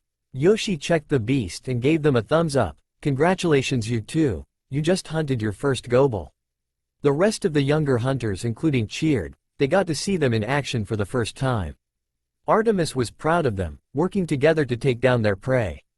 They decided to head home so they could celebrate another successful but unexpected hunt. Trenya was on his daily treasure hunting in the Great Desert, picking through rocks in one of the few caves that housed all different kinds of ore and gems. He wanted to see what he could find and hopefully sell them back at Yukumo. The yellow-helmeted feline then heard a loud roar from outside the cave. He ran out to see what that noise was, and lo and behold, a large elder dragon emerged from the sands in the distance, 2 large tusks. What was different was the violet ore covering its upper body. Trenya just spotted a lot of valuable ore on this variant of Gen Morin. Grabbing his stuff and the gems and ore he collected, he got back to his little sand boat and sailed towards the elder dragon, intending to brave it and hoping to see what treasures he could find on that elder dragon. 3 months later, the guild hall was packed. The sighting of a hallowed Gen Morin coming for Lock Lack City got the Hunters Guild on high alert. Naruto was with his 2 older sisters signing up for the mission as they will be heading down to the Great Desert to board a hunting ship. Yakumo was now currently hugging her husband, bidding him a safe journey. "I'll be back before you know it, okay?" Yakumo nodded. She gave him one more kiss and watched him walk out the door with his sisters. 1 day later, the hunting ship was on its way to Lock Lack City, joining other ships for the hunt of the massive elder dragon. The ship's captain was scanning the horizon for their target. He then spotted a school of Delics swimming on the sand in the distance. "Delics at our 10 o'clock. The captain shouted. The rest of the crew roared, excited for their hunt. "Zoe, Phoebe, get ready." Naruto screamed as he manned the ballista. Play Gen Morin theme. The 2 girls nodded and readied their weapons. Other crew members began delivering cannon balls for the cannons. And then it came like a whale in an ocean, jumping over one of the ships with a loud roar.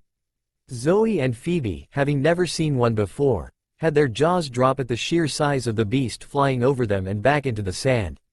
"Focus, you two were in for it now," Naruto ordered. They recomposed themselves and readied their weapons, watching the other ships close in. Naruto was the first to fire the ballista binder, hooking the harpoon onto the beast, followed by other harpoons from their ship and others.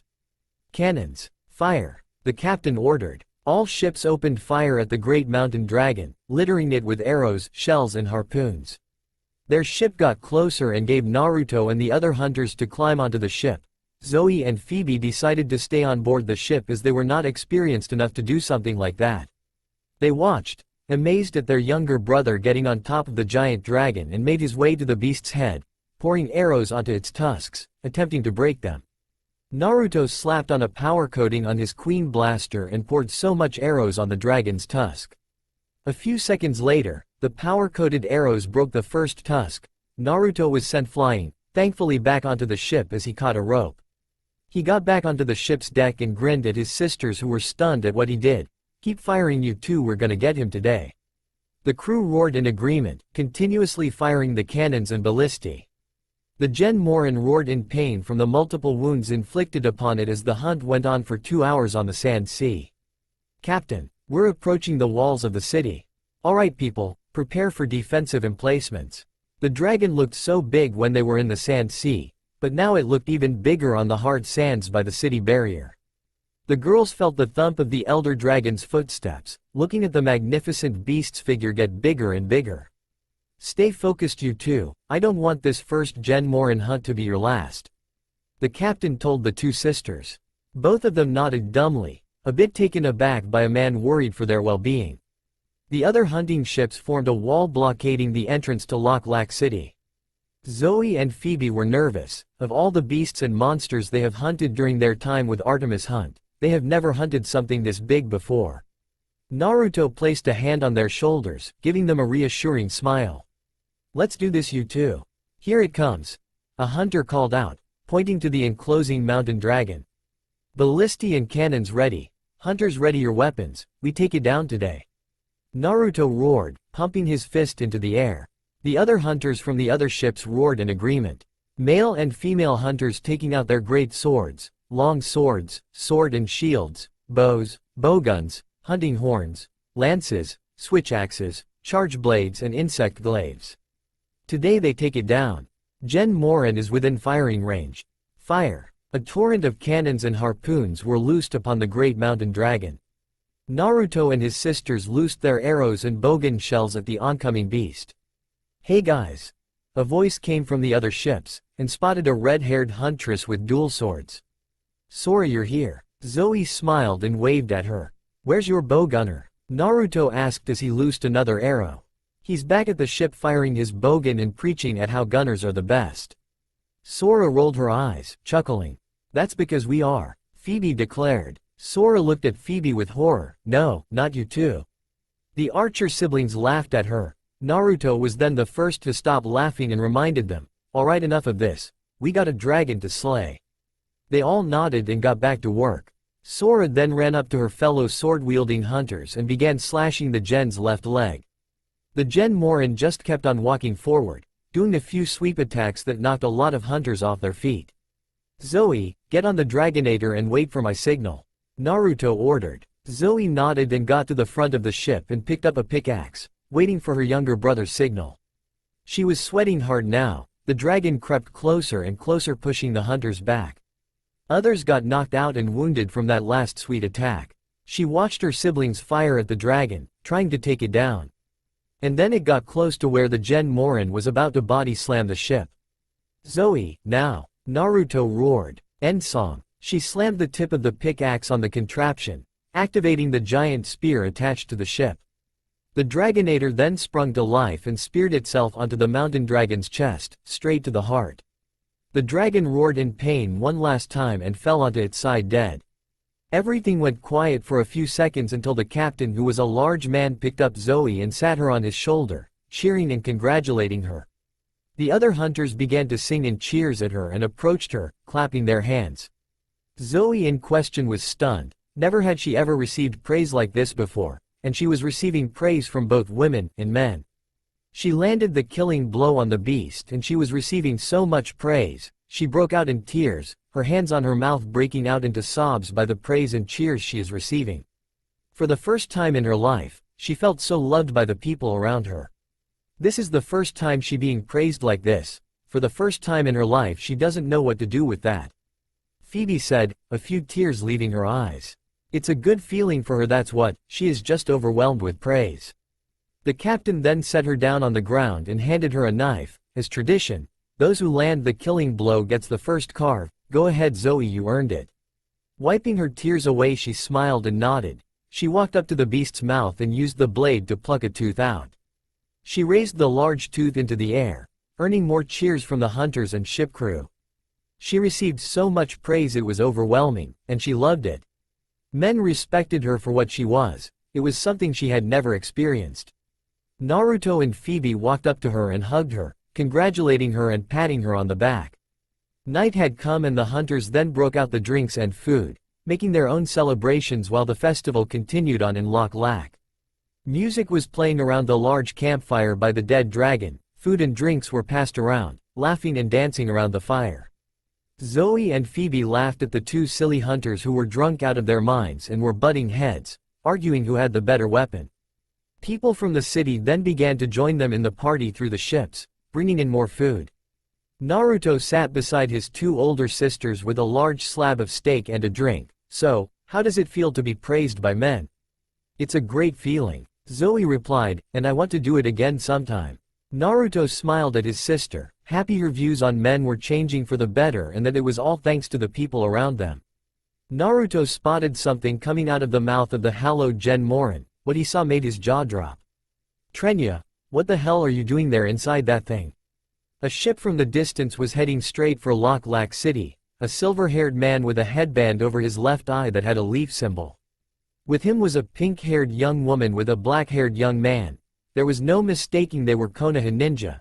They had received word of a continent to the south of the ocean between the elementals and Kalimdor. Tsunade decided to postpone her search for Naruto and decided to send merchants to the lands of Naru for trading. So they sent Team Kakashi and Team Guy. Wow, I bet the Sand siblings would love this place. I mean a sea of sand with boats sailing over them. Tenten smiled as she leaned over the boat. She spotted something from the distance. Guys, look. I think that's a dead dragon. Everyone moved over to where Tenten is and spotted the campfire by the dead giant dragon with violet crystals protruding from its back. Oh, looks like they finally took it down. The captain of the ship cheered along with crew. Captain, what is that creature? Sakura asked. Oh, that's right, you people are not from Naru. That young lady is a hallowed Gen Morin, an elder dragon native only to the Great Desert. The live-off eating delics. Every year we hold a festival whenever a Gen Morin decides to pay a visit. The guild then sends hunters to either repel or slay it. This one in particular had a knack for getting away. Looks like his days were finally numbered. We'll be stopping there for now. Looks like there's a party going on. A ship approached them and stopped short of the Gen Moron's tail. Naruto was just sitting there when he spotted the people getting. It was his old team from Konoha along with Team Guy. Oh no, they're here. Naruto muttered, loud enough for his sisters to hear. Zoe widened her eyes at the leaf headbands she spotted, especially that Kakashi person, who looks like to read porn books on a daily basis. Phoebe just had her bogan ready while Zoe had her dagger with her. Their worries began to increase when they spotted them. Naruto stared at Sasuke while he stared back. The Uchiha approached them. Naruto. Sasuke. Naruto growled. Hey little buddy, you know this guy? The captain of his ship asked. Yeah, he tried to kill me one time. Naruto said. Everything went quiet. The hunters stared at the Uchiha, giving him a dirty look.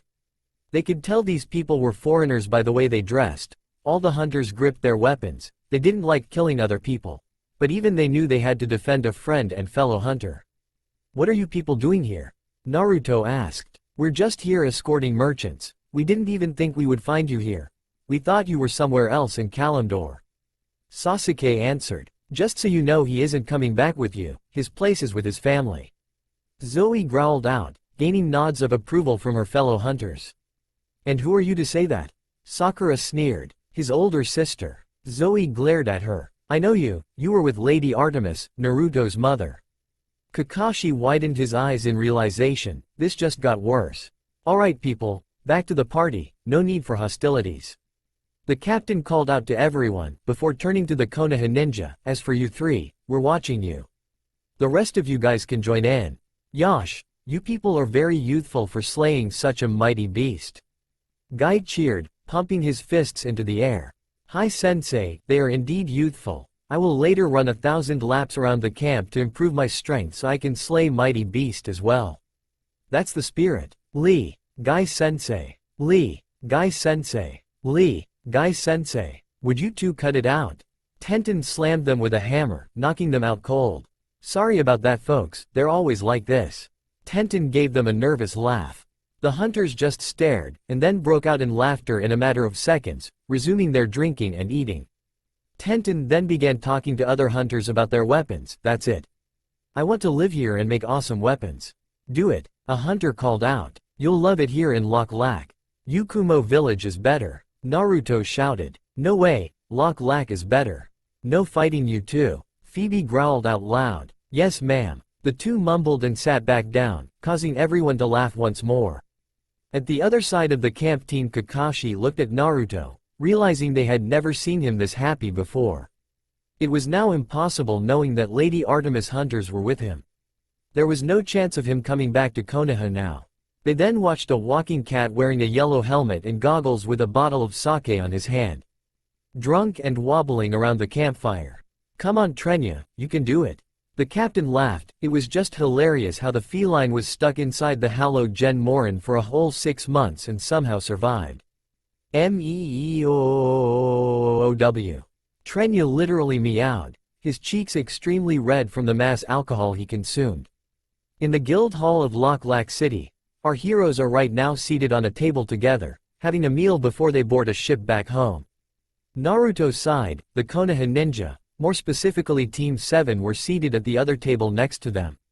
They ate quietly as it was just awkward to have them around. Yakumo is going to throw a fit once she hears about this. He just wanted to finish his meal and get the hell out of there. Meanwhile in the forge, Tenten watched as the blacksmiths worked on crafting their weapons using different monster parts and bones.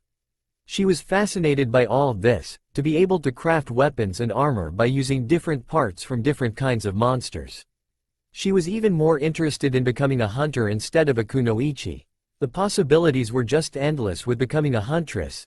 Heck, she might even get Naruto or his sisters to coach her. All the different crafted weapons, she wanted them all.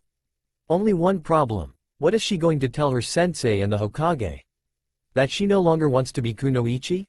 On the other hand, she had the right to make her own decisions. She's 20 for Kami's sake. "Something on your mind, Missy?" The short Wyverian blacksmith spoke to her. "Huh? Oh yeah, I want to become a huntress, but I'm not sure my friends and folks back home would like that. I mean, I'm a ninja from the elemental nations, and seeing life here. I want it as well. I want to build a life here instead." Tenten sat down on the bench. Well, not everyone would always agree to what others choose to do. All you have to do is keep moving. If you don't have any regrets to what you choose for your life, then you did not do anything wrong with your life. My advice to you, kiddo, do what you love to do, not what you don't want to do.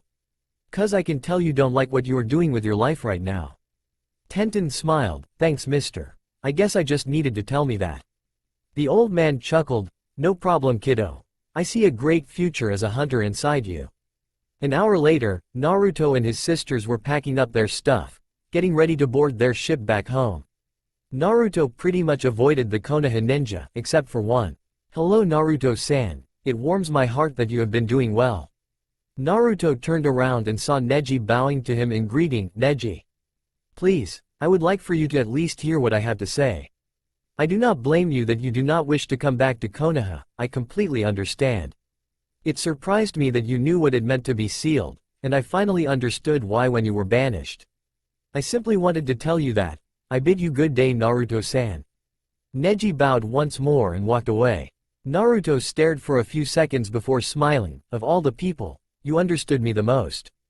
Thank you Neji. Come on sisters, it's time to go home." Minutes later they boarded the ship. Naruto was deeply surprised as to who was with them. A certain brown-haired young woman with her hair tied into 2 buns. She wasn't even wearing her headband. "Tenten, what are you doing here? Shouldn't you be with your team?" "I quit being a kunoichi of Konoha. I sent a letter to Lady Tsunade through Guy-sensei saying I'm resigning. I was envious of the life you were living here, so I decided I am going to become a hunter like you guys. I mean, you get slay massive monsters like that Gen Morin the other day." "What of your family back home?" Zoe asked. "My parents died a long time ago, and I'm an only child." "I'm sorry." Zoe immediately regretted asking. "You didn't know, so don't be." "Wait." They heard the voice of an elderly man. Tenten spotted the Wyverian blacksmith she talked to a while ago, carrying what seemed to be a katana made of bone and ore. "I have something for ya Missy." The old man walked up to her. "It's my old bone katana, dragon, a sword I used to go hunting with when I was younger. I want you to have it." Tenten widened her eyes and began to stutter. "I can't it's." "Now you listen to me Missy, when I looked at you, I saw myself in you. And seeing that you want to start out hunting, it was only right that I give you my old sword, besides it's been collecting dust all these years. It needs a new home." Aye, thank you sir." Tenten took the sword and smiled, a few tears escaping her eyes. You take care of yourself now, Missy, ya hear? Hi. Tenten was waving at her former team, watching Lee and Guy shedding tears and waving at her as the ship departed. Tenten was crying as well, sad to see her friends go. I'll be sure to write. Neji was waving at her, albeit a bit more subtle compared to the other two, but she could see that a lone tear escaped his eye. Despite their differences, they were the best of friends. Naruto watched the scene and smiled a little. Things just got a bit more interesting. Tenten wiped her tears and walked back to Gunner Trio. So, what's your home like? You'll see, was all she got from Naruto. Tenten could not believe her eyes. This place was just absolutely beautiful. It was far smaller than Konoha, but it was definitely more beautiful. This is the place Naruto lives in. Here's your guild card, Tenten. Yakumo handed her the card.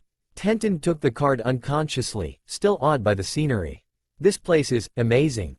It is, isn't it? Yakumo giggled. She was glad that she gave up her life of being a shinobi and chose something more suited for her. She knew how much she loved weapons. Excited to become a hunter? You bet I am. Tenten had stars in her eyes. Well, go ahead down to the blacksmith and show them this pass. The guys will set you up with Yukumo armor. All new hunters from Yukumo start out with it. Okay, thanks Yakumo. She then immediately headed down to the blacksmith to get herself fitted. Naruto walked up to his wife, watching the new huntress run down the steps. She's not a spy, is she? Yakumo asked him with worry. No, Zoe has a way to tell if people are lying or not, and Tenten here is genuine. Naruto reassured her. I guess she just got tired of the violent life of Konoha. Yakumo just nodded. I'm still worried though, about Team 7 specifically. What if they start trying to find you again? They'll have to go through the monsters first, and then Mom. Naruto personally has never seen her get angry, but he prayed he never go to experience that. He could tell it wasn't going to be pretty. Say kiddo, where'd you get the sword? The Wyverian blacksmith asked her. Oh, this? The blacksmith from Lock Lack gave it to me, saying I should have it. Is that right? The old man laughed. Haven't seen him in a long time. I used to be one of his teammates when we went hunting. Really? The blacksmith nodded. Yep, those were the days. Well, here you go. It doesn't look much, but it's sturdy stuff. Good luck out there, kiddo. I will, thank you, sir. Tenten waved him goodbye and went back up the steps to the hunter's lodge where Naruto and his wife were waiting. She spotted a woman with auburn hair and silver eyes holding Naruto's daughter. She also noticed how much her face resembled Naruto's a bit. You must be Tenten, the auburn-haired woman greeted her. Yes, ma'am. My name's Artemis, I am Naruto's mother. Tenten slightly opened her eyes further. She then bowed to her in respect. You are Lady Artemis. An honor to meet you. Artemis just smiled. No need for such formalities, young one. Well, since we are now all acquainted, let's all get some dinner, it's getting dark. Bababa. Kyo shouted in her usual baby gibberish. Tenten was currently wrapped around a towel and enjoying the village's famous hot springs.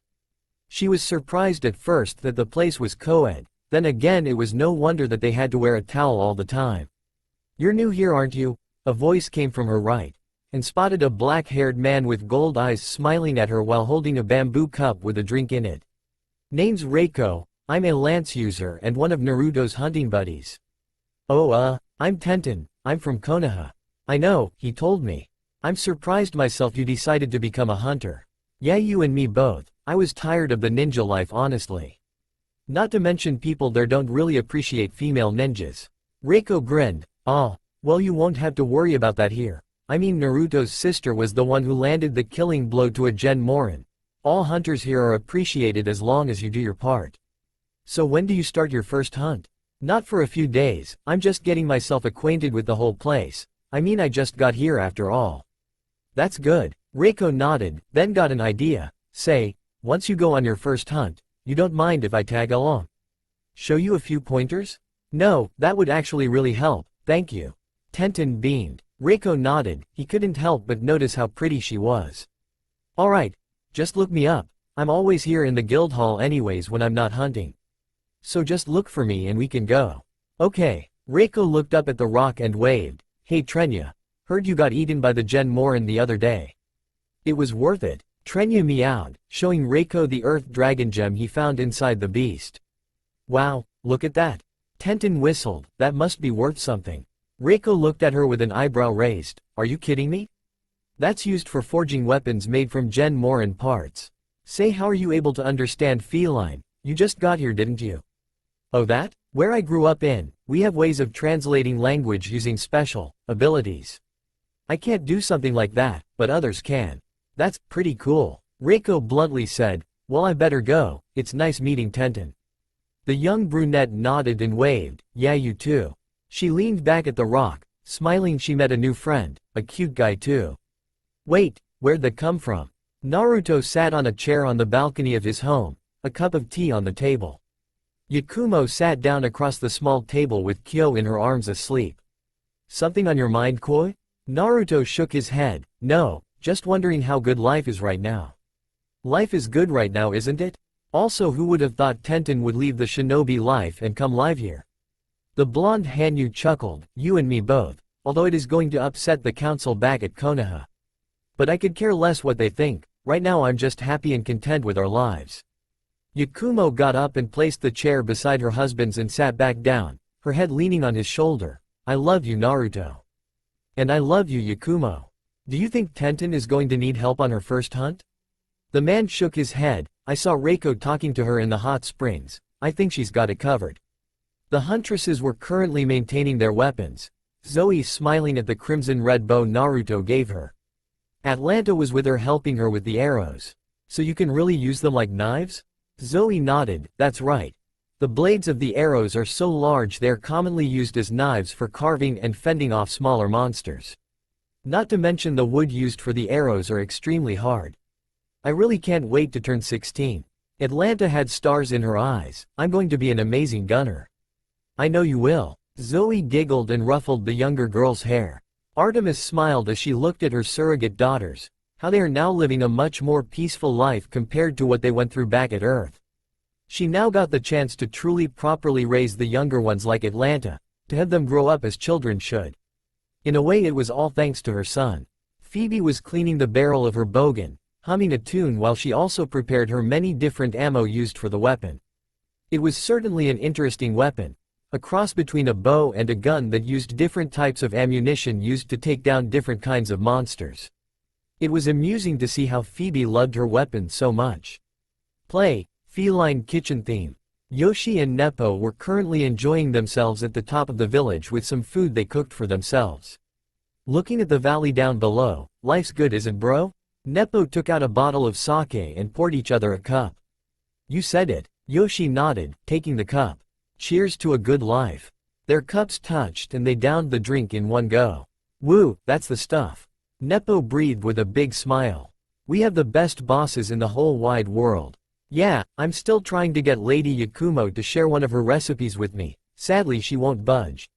Shame, oh well. But hey, they also love my cooking, so I can't really complain. Nepo took a bite from his sushi. What do you think of the new hunter? Tenten, I think, is her name. She's got potential. Heck, Naruto told me she even got a bone katana, dragon, from some old blacksmith in Lok Lak. Yoshi replied. Lucky, not many hunters get to have a head start like that. Nepo chuckled. Or even get endorsed like Zoe and Phoebe. No kidding. Yoshi chuckled, also taking a bite from his bento before sighing, life is good. This village is great, there's no way I'm moving from this place. Yoshi grinned, it's also a good thing we felines live longer than humans. I can't wait to teach Kyo hunting when she's old enough. He checked his cup and handed it to Nepo. Give me another shot, will ya?